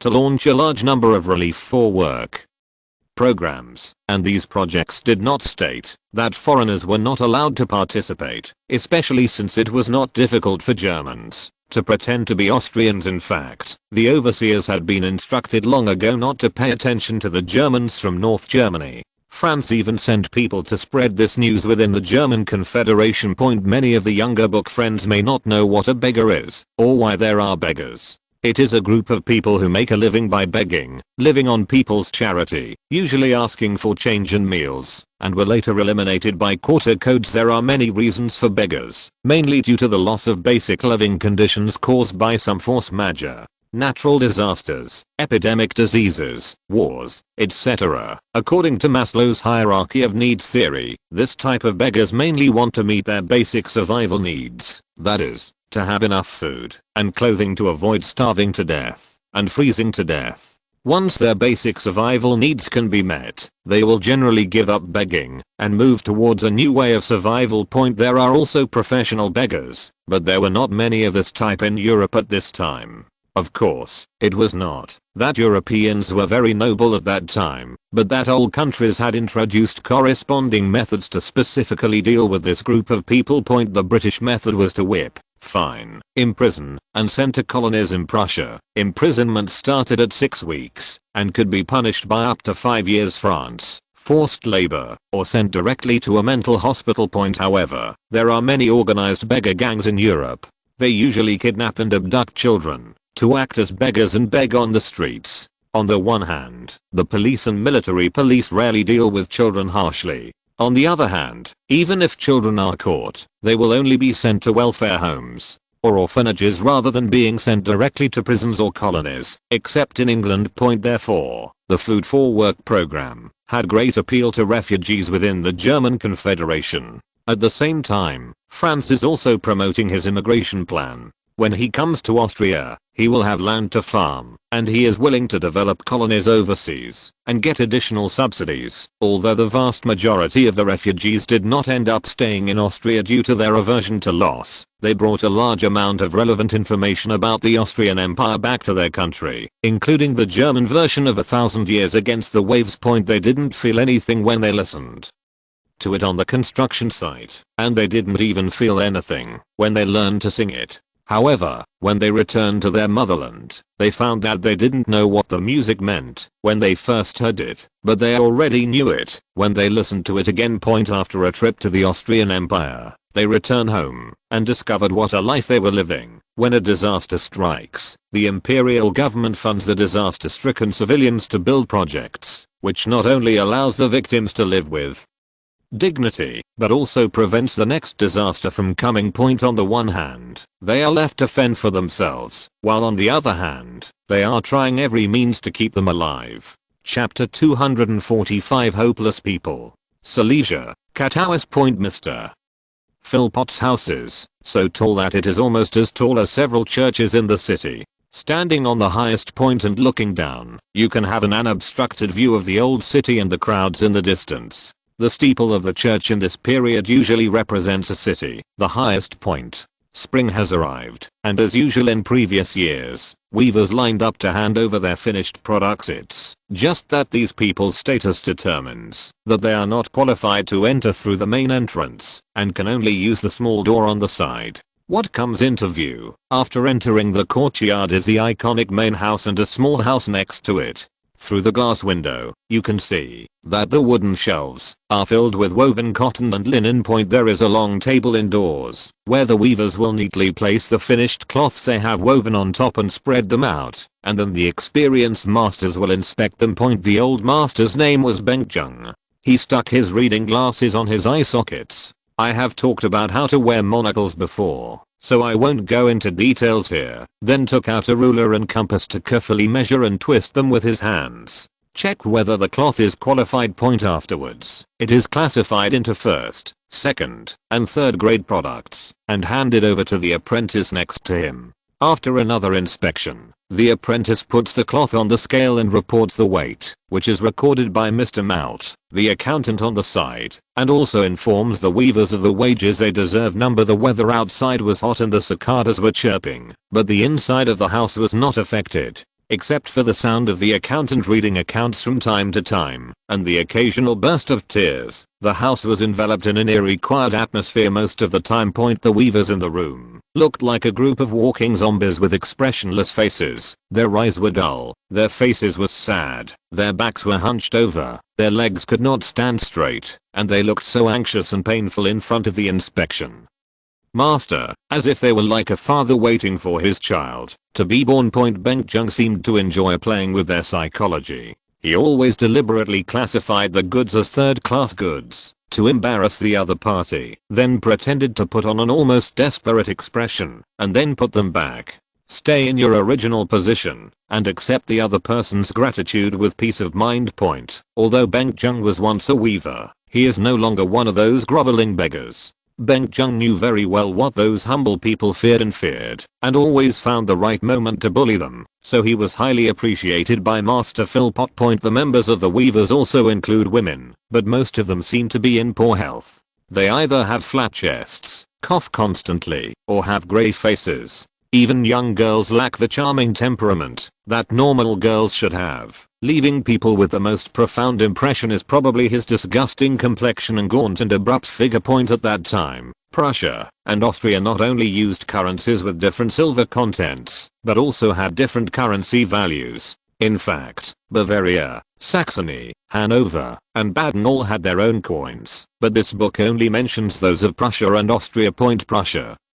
£1 equals 12 guilders equals 6 kingdom thalers equals 36 groschen. Prussian groschen is a silver coin, while Austrian groschen is a bronze coin, so there is a big price difference, equals 360 Pfennig. Prussian groschen Pfennig uses nickel, while Austria uses copper, so the price is different. A weaver's monthly income is usually 5 to 7 royal thalers. Some would say this does not reach 150 florins a year. In fact, weavers usually have other ways to make money, including but not limited to helping people herd sheep, collecting firewood in the forest, raising livestock and poultry, collecting excrement, etc. At that time, poop was a very valuable fertilizer, and picking up poop was not uncommon. Sir, can I advance a few copper coins? My family needs money so much, said a well-rounded woman. I also need money. It would be great if someone gave me a few hundred kingdoms of thalers. Ben said with a hint of sarcasm.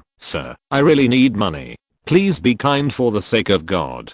The woman said with a slight cry. Hey, don't cry. I tell you, I have no control over this kind of thing. You can go and talk to Mr. Philpot face to face. Ben said with a slightly mocking tone without any compassion. This situation has long been commonplace, and usually as long as you send it to the boss, the other party will take the initiative to shut up. Then, can I see Mr. Philpot? The woman was still reluctant. Bent cast a very displeased glance and then snorted coldly. You don't even look at what you are.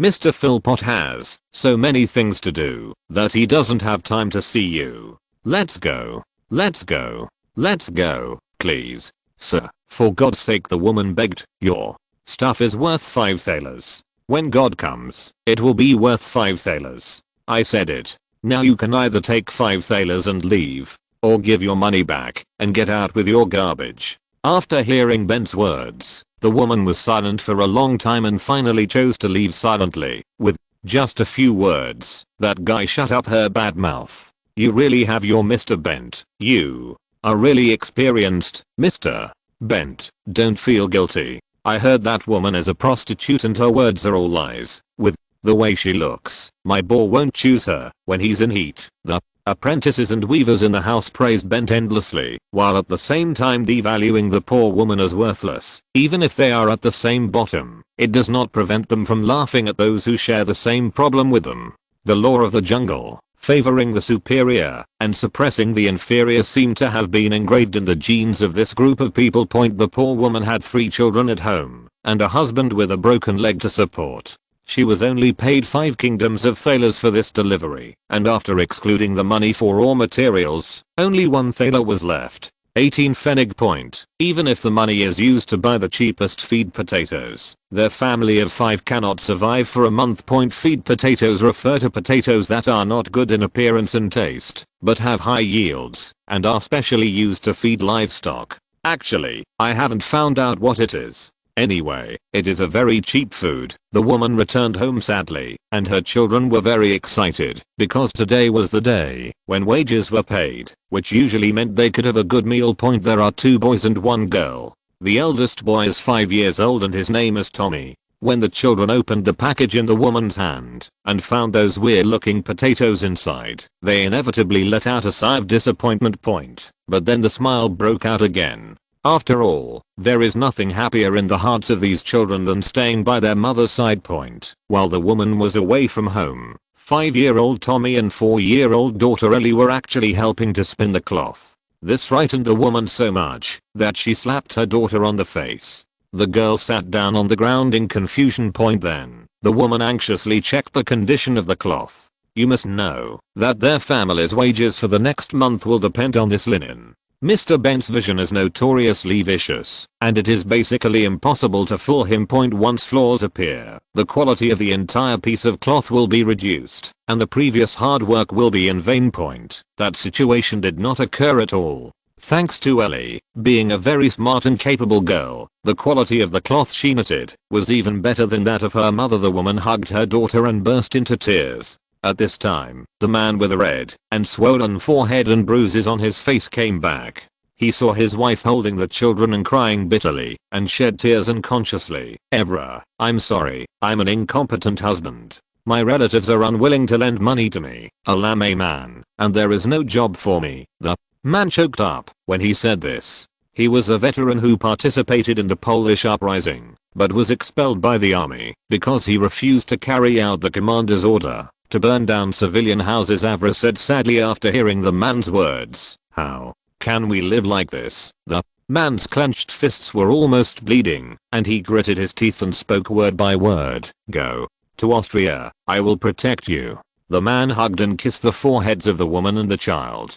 Chapter 246 Trip to Austria. Silesia, Katowice. The house at the back of Mr. Philpott's house was still full of people. Damn. It's really incredible.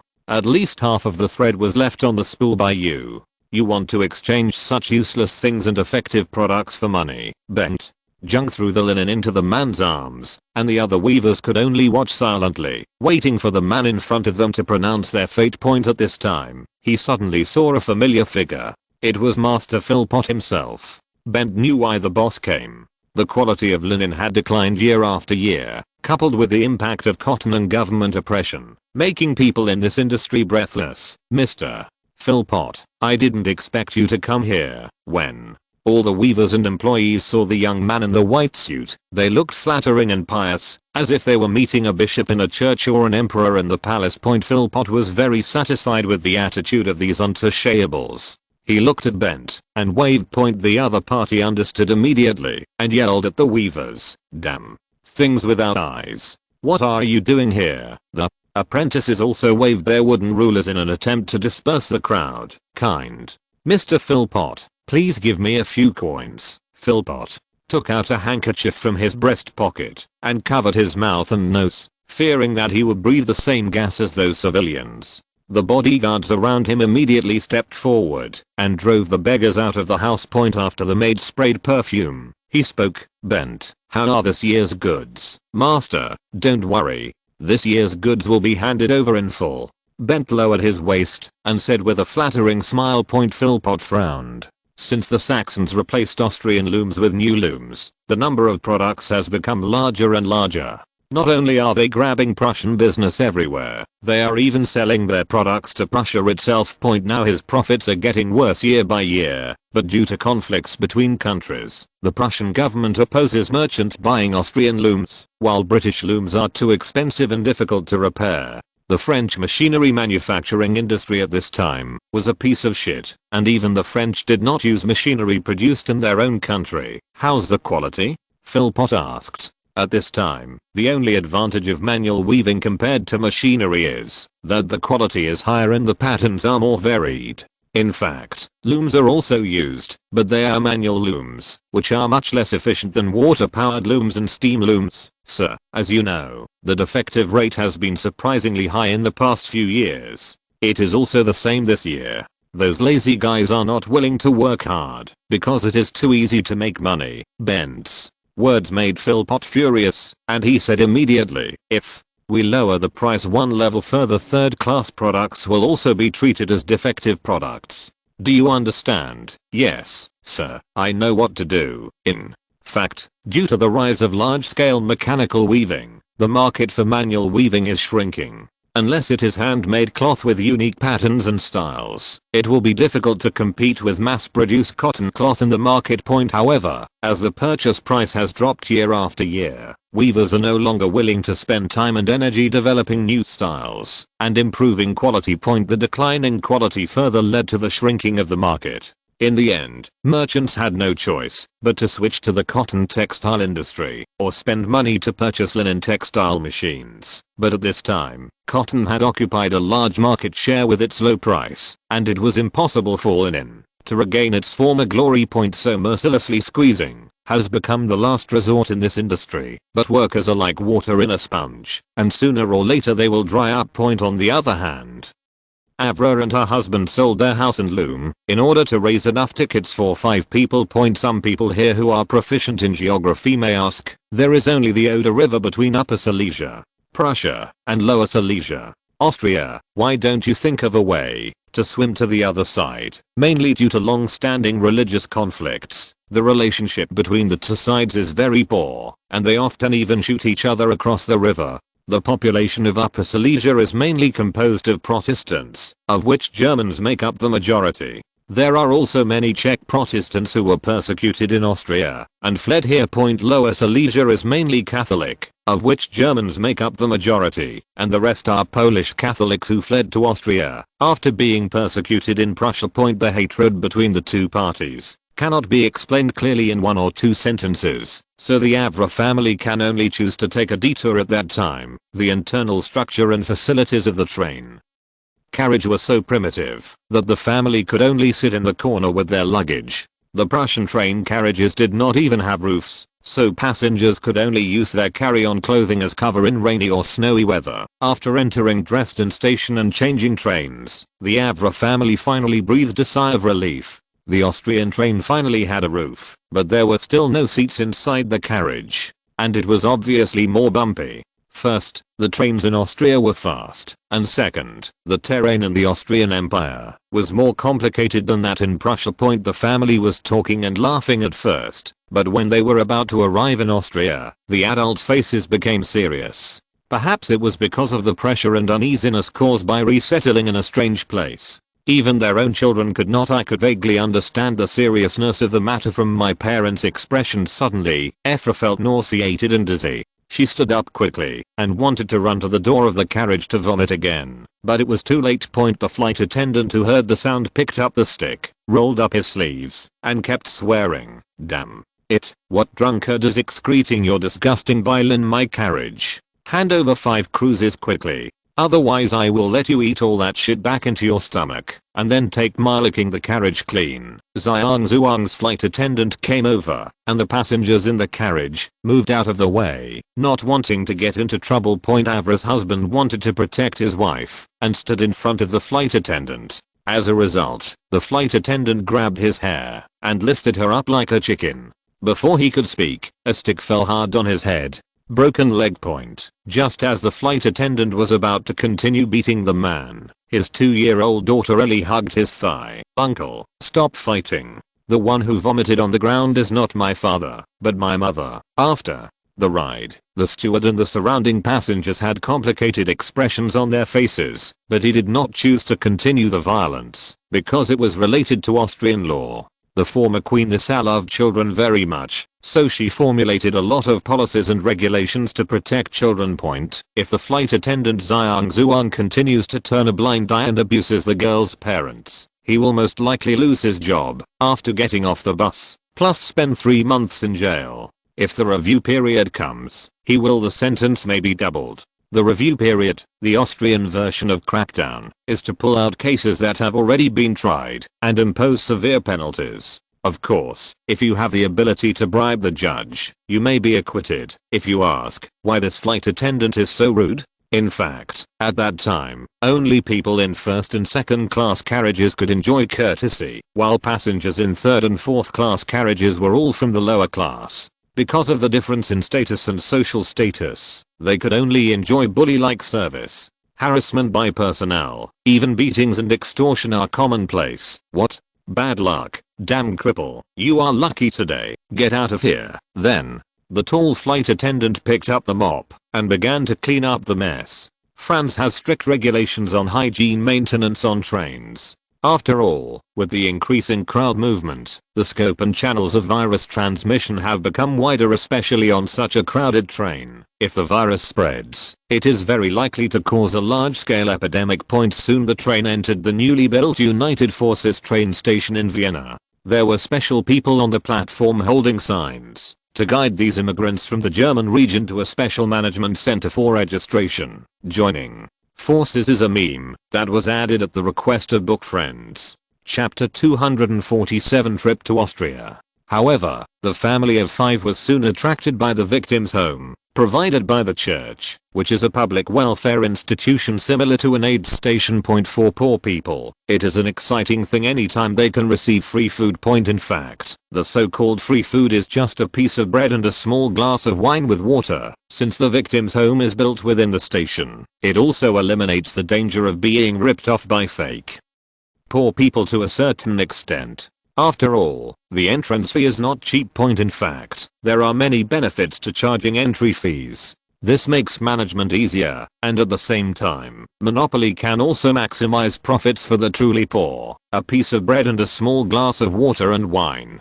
provided by the house of the sufferers, means a lot, filling their stomachs and providing them with hope of living.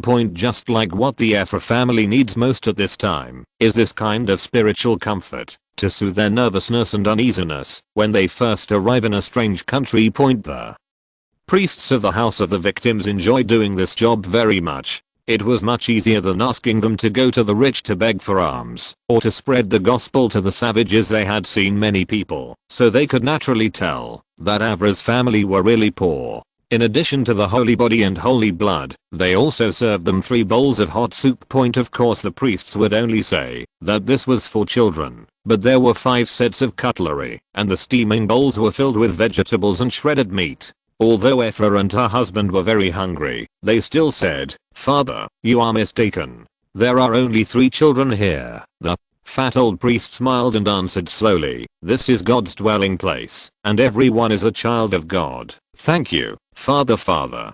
The 3 children said in unison, and the 2 adults were already choking. Before the family left, the fat old priest gave the children some more chocolates. The family thanked the priest again. "It is God who is gracious, that you should thank, not me." After Avra's family left, a young priest in luxurious clothes found the fat old priest. "Archbishop Prussia, why are you here? I've been looking for you for a long time. Why is it so urgent, my child?" the old priest said with a smile. "The bishops from all over the country are waiting for you, and time is running out." Archbishop Prussia touched his thinning hair and said with a smile, "I forgot about it, sir. We are running out of time. The carriage is still waiting for you outside. Let others distribute these holy communions." The young man urged, "Time is not important. Life is important." Archbishop Prussia still insisted on handing out Holy Communion in person. In fact, the funds provided by the church are enough to provide communion to every traveler, but Prussia knows very well that no one is perfect. If everyone is corrupt, it will cause a huge deficit, which will in turn prevent some people from receiving the Holy Communion. When those who really need help cannot receive help, they may be shaken in their faith, may become depraved, and may even lives will be lost as a result. The Austrian church is very wealthy. Not only does it receive a large number of donations every year, it also has a large amount of church property, and it even still has the right to collect tithes. Moreover, due to Franz's influence at this time, the church operated a healthcare industry and even had a religious colony abroad, with an annual income comparable to that of a German prince. It was not difficult for Prussia to make up for the deficit. But Franz stopped him, and instead established a strict supervision and prosecution system. Although Archbishop Prussia felt that Archduke Franz's behavior was a bit strange, he still decided to comply. After all, he knew very well that he had no management skills, let alone leading the entire church. At the immigration bureau, Ephra and her husband underwent detailed physical examinations. The administration official asked with a frown, "Sir, what can you do?" A considerable number of officials are from noble backgrounds. Even if they are not nobles, they will find ways to look like nobles, so they will be more polite than conductors and the like. "I can farm, weave, cook, and shoot a gun. Have you been a soldier before?" "Yes." "Where?" "Prussian, 3rd Silesian Regiment." The official in front of him frowned even deeper. The man also knew about the relationship between Prussia and Austria, but he had just said it, and now it was too late to regret it. He could only hold his wife's hand tightly. If the other party did not agree to go to Hungary to open up wasteland, he would leave alone and let his wife take care of him. Live with your children. The official stopped looking at the man and turned to Evra. What is your relationship? I am his wife, Avra said, regardless of her husband's obstruction. The official made a few notes in the register, then pointed to their children and said, all these children belong to you. The two nodded. The official smiled. In fact, the Immigration Bureau has regulations that provide preferential treatment to those who bring children. They brought 3 children. Although the man is lame, he should have no problem doing some simple farm work. Just as the official was about to stamp it, a staff member handed him a report. The official took a few glances and said with a smile, congratulations, Ms. Avra, you are going to be a mother again. What do you mean? Avra asked nervously, because usually pregnant women mean people who have lost their labor force, and the work of the land reclamation team is undoubtedly heavy physical labor. You're pregnant. The news of her pregnancy at this time was undoubtedly a thunderbolt from the clear sky, which meant that both of them would soon lose the ability to work and become a disabled person. Then, can I still go to Hungary? Avra asked tremblingly. What else are you going to do? Let's go to the shelter outside the city to give birth to the baby first. What about me? The man asked. You're not pregnant. Oh, well, you have a rest today, and someone will make detailed arrangements for your trip to Hungary tomorrow. I'm sorry, sir. I want to go to Hungary with my husband and my children.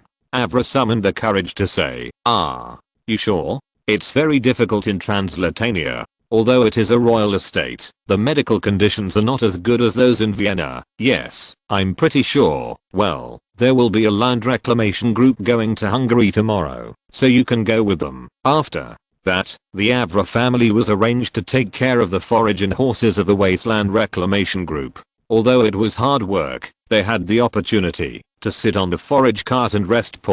After arriving in Hungary, they discovered that the so-called wasteland was simply more fertile than the land owned by the landlord. It was truly black soil. Avra's belly gradually grew bigger, and the couple were assigned to serve as chefs for the land reclamation team. The children were sent to mission schools to receive an Austrian education. 6 months later, Avra gave birth to her 4th child, whom she named Silesia. They all became Austrians on the royal farm, with ordinary jobs, ordinary lives, and ordinary education.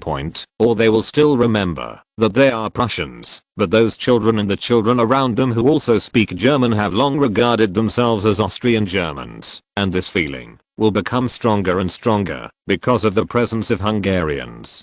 Chapter 248, The Freedom of the Malayas. Franz looked at the news about the Silesian uprising in the newspaper in front of him, and thought to himself, is there something wrong with this year? In fact, as Austria joined the German customs union, the political, economic, and geostrategic pressure on Prussia suddenly increased. Unfortunately, this pressure was also passed on to the civilians at the same time. The immigration policy led by Franz and the spread of Greater Germany thought also accelerated the fermentation of this incident. But no matter what, Franz thinks this is a good thing, because Prussia's civil strife means that its status within the German Confederation will also decline. If the current trend develops, Austria will definitely be able to secure its position as chairman of the Confederation and even have a chance of reunification. Of course, France is not ready to challenge all of Europe for the time being, so this idea still only exists in his mind. But what he didn't expect was that Austria's top political leaders showed no interest in regaining Silesia. The crux of the problem lies in religion, but Franz doesn't understand it. So far, under his guidance, at least 100,000 Protestants from the North German region have been recruited, and nothing inappropriate has been found for the time being, especially in the royal estate. Among them, the issue of religious differences seems to have been forgotten. Although Austria's fiscal revenue has grown rapidly in recent years, it still lags far behind that of Britain and France. At this time, Britain was at its most powerful, and Austria's economic aggregate was about 2/3 that of France.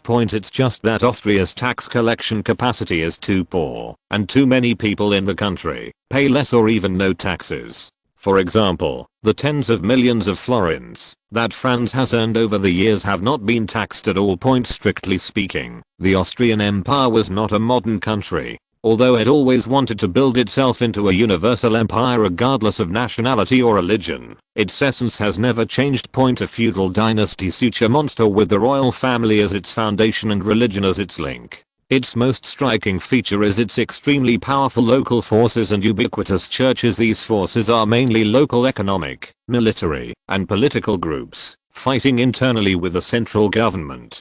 The consequence of constant internal strife is that every time the imperial government proposes reforms, they will create a lot of things. The moth comes to push 3 and block 4. One of the biggest cancers was the Kingdom of Hungary. At this time, the fiscal revenue of the Austrian Empire was 230 million florins. Hungary, which accounted for nearly 40% of the empire's land area, only handed over 22 million florins, less than 10% of the empire's fiscal revenue. Franz purchased more than 10 million acres of wasteland in Hungary, but in fact this was still only a small part of his wasteland.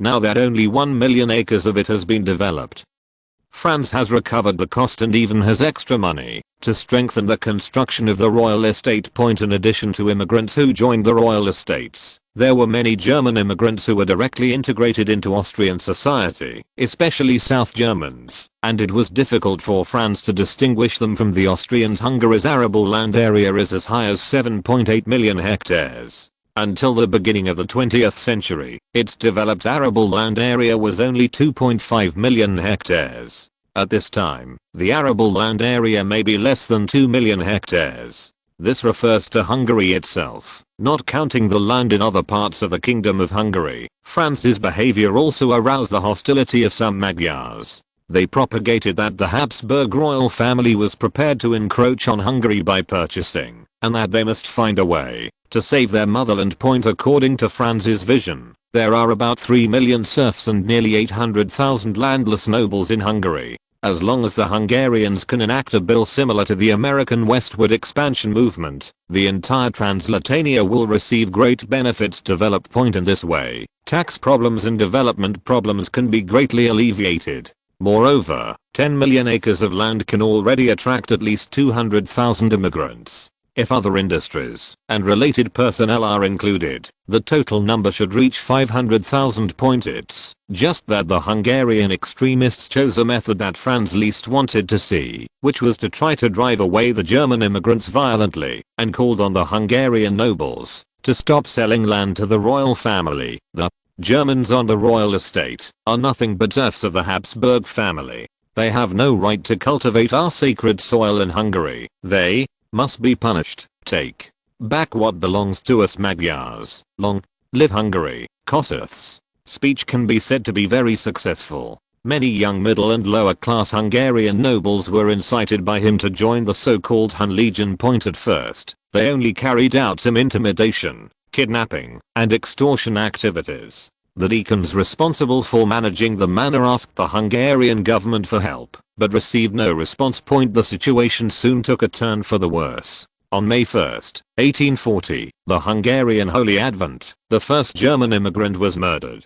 By May 17, many evil incidents had occurred, and even a royal deacon was killed. On May 20, the Hungarian royal estate and the Wasteland Reclamation Regiment began to organize guards. After that, the two sides had many fierce exchanges of fire. As the situation continued to escalate, some among the Hungarian nobles began to waver, such as Counts Hnie and Prince Esterházy. They did not think that the so-called free people and the descendants of the Huns could defeat the Austrian regular army, so they sent a large amount of intelligence to the Austrian side. In fact, Franz suppressed this matter and did not report it to the Austrian Imperial government because he was afraid that a civil war would break out in advance.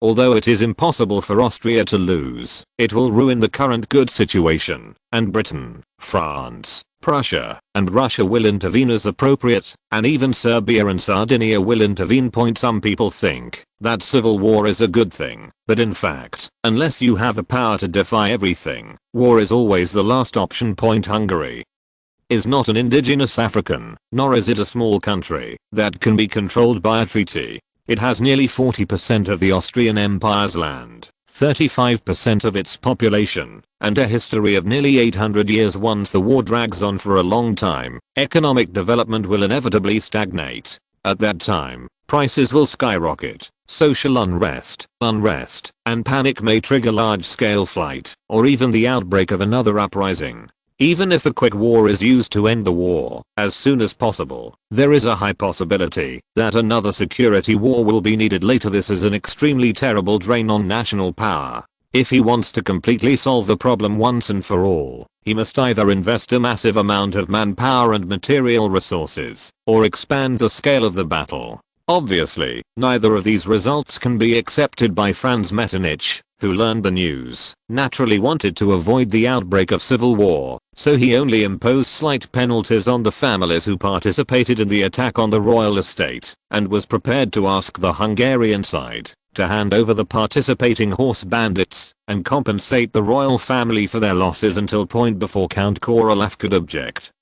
The military jumped out first. Count later said that all suspected families should be arrested, punished if guilty, and released if not guilty. Count later also pointed out that Hungary is dominated by plain terrain and the entire territory is undefendable.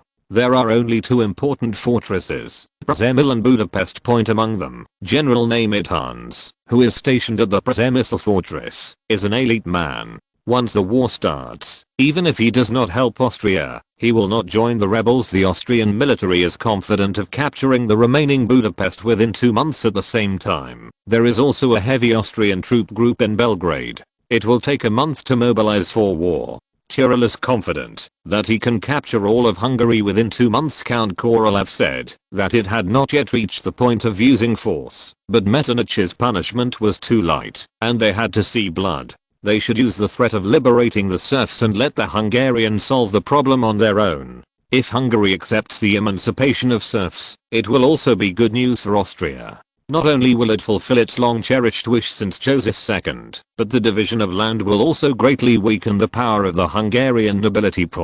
If they are unwilling to liberate the serfs, they must show sincerity to satisfy the empire. Otherwise. Chapter 249 The Freedom of the Maza People. How else? Count Tyrol asked very eagerly. As a soldier, he really wanted to hear words like kill a chicken to scare the monkeys, blood flowed for 30,000 miles, and cut into pieces from a politician. But the other party soon let him down. Then, we will adopt harsher words. The tangled Count Korolov said helplessly. After all, no one can afford to provoke the huge pot of civil war unless the emperor himself jumped up from his throne and declared war with Hungary. Austria could only maintain this strange relationship with Hungary. With the efficiency of the Regency Council, this matter could not be concluded for several months. In fact, these lands were only purchased by Franz in the name of the royal family, but they were not actually registered in the name of the royal family, and could only be regarded as Franz's private property.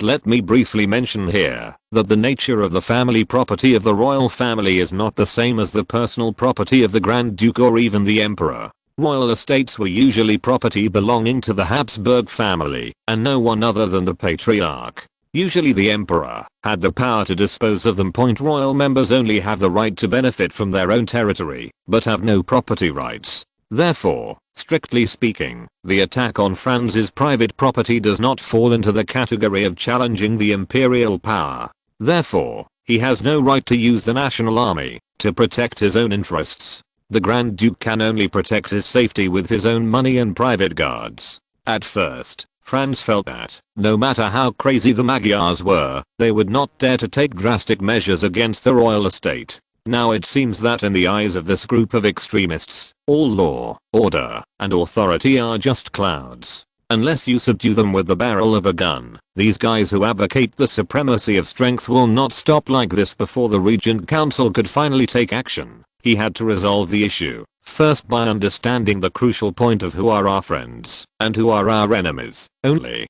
in this way can we establish a solid foundation for the next plan? So the first step is to unite some of the Hungarian nobles who are willing to cooperate, better divide their forces, and then disintegrate their alliance. Point on the other hand, indirect military strikes against the attackers at the royal estate. These horse bandits are not an army in the true sense, but more like stragglers. Although they are known to be brave and good at fighting, they lack tactics when facing regular armed forces. And lack of discipline is its fatal weakness. To deal with these guys on horseback, Franz felt that his dragoon regiment was enough to sweep them away. Although the regiment's official strength was 1,000 people, the actual number was as high as 3 times after all. Although these 3,000 people are all composed of the second sons or illegitimate sons of nobles, each of their families has a glorious past and loyal servants, so it is common for a cavalry to have 3 or 4 followers. These people are well trained and well equipped. But perhaps their only shortcoming is that they are unruly. Without a general who is reputable and able to convince the crowd, it will be difficult for them to be convinced.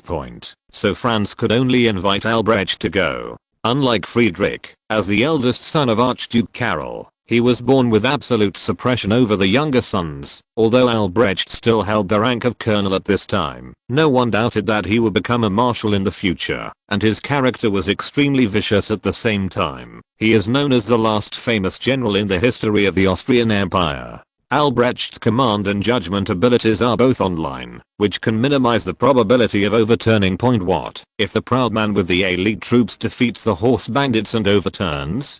That would be an excuse to start a war, and it would be a war to expand the war and destroy the country. At that time, the situation facing Vienna will no longer be unity and development, but how to solve the enemy once and for all, and maximize the interests of the empire. Of course, the possibility of this happening is very slim. If things develop according to normal trends, the horse bandits who have suffered a huge blow will choose to temporarily cease their activities to avoid being swept away by the army. Since neither side wants to expand the scale of the conflict, this attack will inevitably be incomplete. At this time, Franz had a legitimate reason to cultivate a force that could defend the royal estate. The personnel could be selected from German immigrants and Hungarian refugees. The selection criteria only needed to meet 2 conditions, one of whom could speak German with a degree of education. The other is to be loyal to the Habsburg family.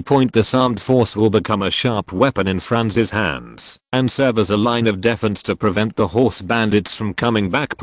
If the above 3-step plan is executed smoothly, it should be able to put down the rebellion, and it will be an excellent opportunity to train Albrecht and his own troops and test their actual combat capabilities, while also training a force loyal to him. In this case, before the year of storm comes, Franz will have enough capital in his hands. The more cards you have in your hand, the safer you are. In the same way, the more chips you have, the higher your success rate. Of course, before taking the first step, no matter how sophisticated the plan is, without the right person to help him, it is just a fantasy. This is also the first problem that Franz continues to solve now. He needs someone with a big enough reputation and a high enough status.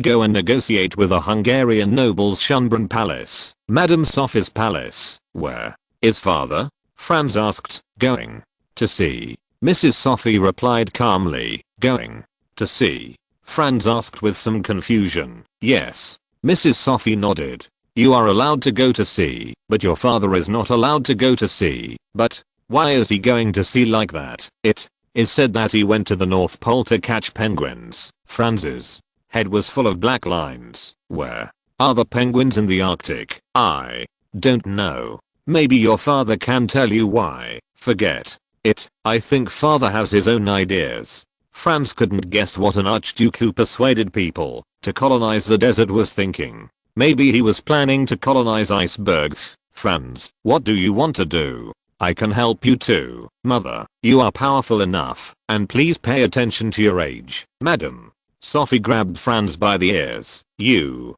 little heartless thing. You dislike me for getting old. Franz felt that he should think of a plan to get the best of both worlds. After all, Mrs. Sophie's political vision was really not very good.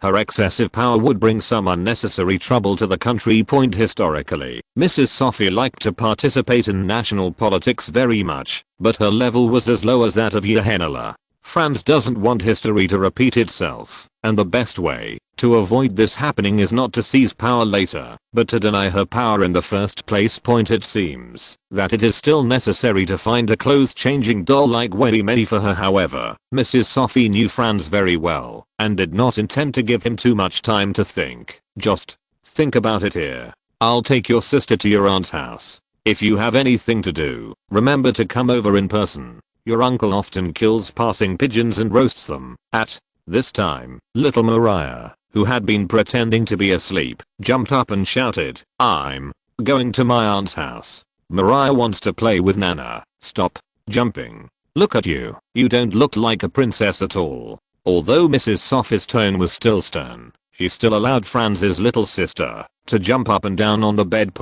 If it were Franz and his two brothers, they would have been beaten and imprisoned long ago. The Nana in Mariah's mouth is the sister of the famous Princess Sissy in history. Compared with Sissy, who has negative political ability, maybe Princess Nana is a good choice. But strictly speaking, they are not a good match. It has nothing to do with their character and appearance, it's just that they belong to a branch of the Wurterbach family, and there is a huge gap in status and identity with Franz, the orthodox heir of the Habsburg family. Marriage among Western aristocrats is very particular about being well matched, and many marriages are designed deals. It stands to reason that Franz should not be an exception. The reason why Princess Sissy's love is praised in history is because she broke this oldest rule. It's Nana good looking? Franz blurted out. Chapter 250. The evil dragon seeking skin from the tiger. Nana is so cute. Little Mariah replied. Although Franz himself was only 10 years old, it was obvious that she and his innocent sister were not on the same page. Mrs. Sophie looked at Franz suspiciously and said, "Nana is very beautiful and well behaved, but it's a pity that her background is not very good." It can be seen that Mrs. Sophie still cares about this niece, just like her poor mother Ludwika. Mrs. Sophie's sister. "Mother, don't talk about this now. I have one thing to ask of you." Franz could only rely on Mrs. Sophie now. After all, it was unrealistic to go to the North Pole to find Archduke Franz Karol. There are some Hungarian nobles who are seeking cooperation, but with the efficiency of the Regency Council, it may be difficult to satisfy them. Just say what you want to say, don't beat around the bush. Mrs. Sophie's face looked a little impatient. She didn't like those Hungarian nobles very much. To be precise, she rarely looked at others except the royal family. "I think we can work with them to develop the Hungarian land." Mrs. Sophie has long been accustomed to her son's behavior of seeking skin from a tiger. "Franz, why did you buy so much wasteland? Do you still think you don't own enough land now? You know, if calculated by area, you are now the largest landowner in the empire." Mrs. Sophie really couldn't understand the significance of Franz buying so much land. In her mind, wasteland was land without any value, and the cost of development was too high. But what she didn't know was that those swamps were actually not difficult to deal with. As long as there were a few pumps to drain the muddy water inside, the first step of the problem would be solved. After all, machinery is much more efficient than human means. In addition, under the guidance of Franz, the disc plow came out ahead of schedule, which made farming on those sticky black soils much easier than before.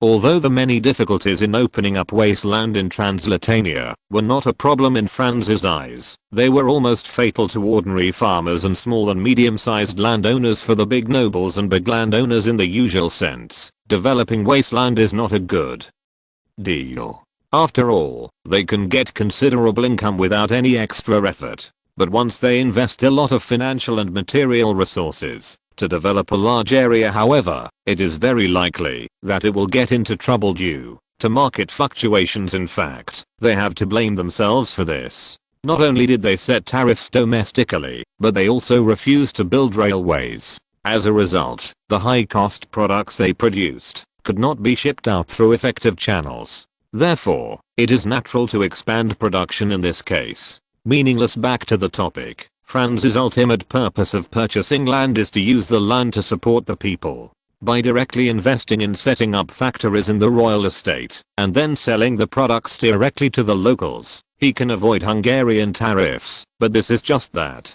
This will greatly arouse the resentment of the local nobles. Mother, what's wrong with this? If we could buy Hungary step by step through such peaceful means, wouldn't we need to fight with the Magyars all day long? Franz said.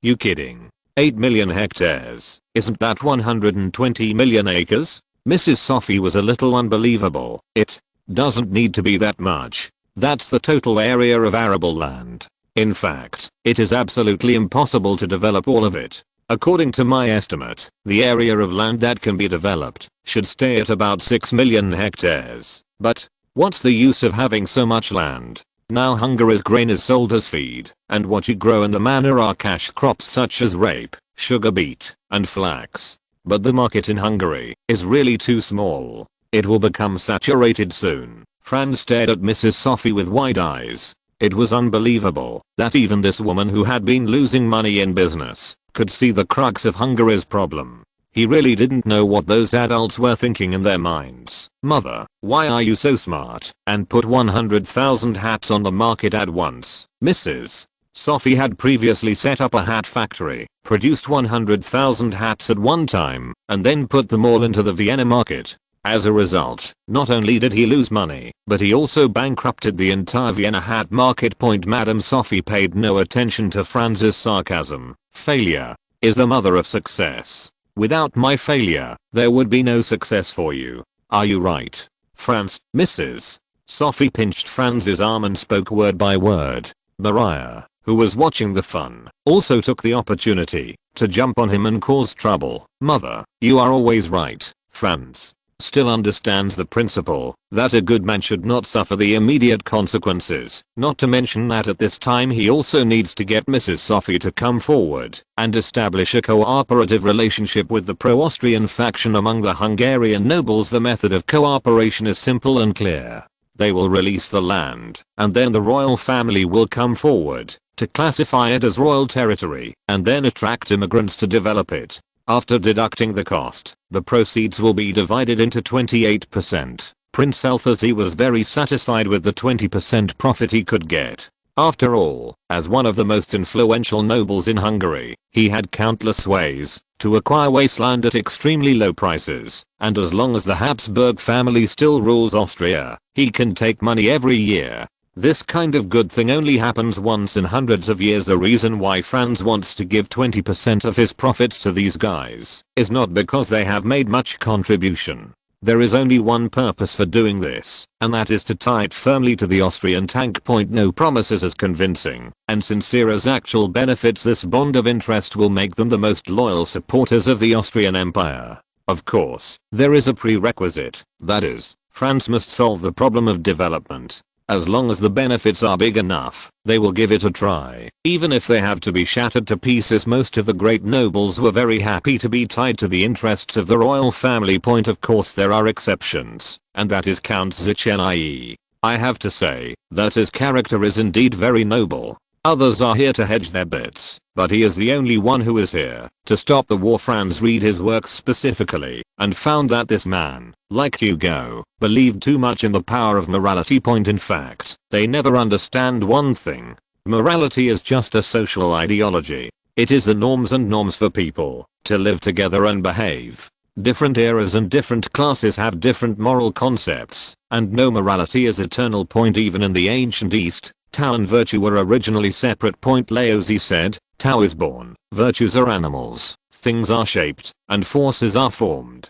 Therefore, all things respect Tao and value virtue. The respect of Tao, the nobleness of virtue, and the destiny of the husband are always natural. Among them, Tao refers to the common truth between the operation of nature and the human world, and Yi now refers to the virtue, conduct, and royal way of the human world.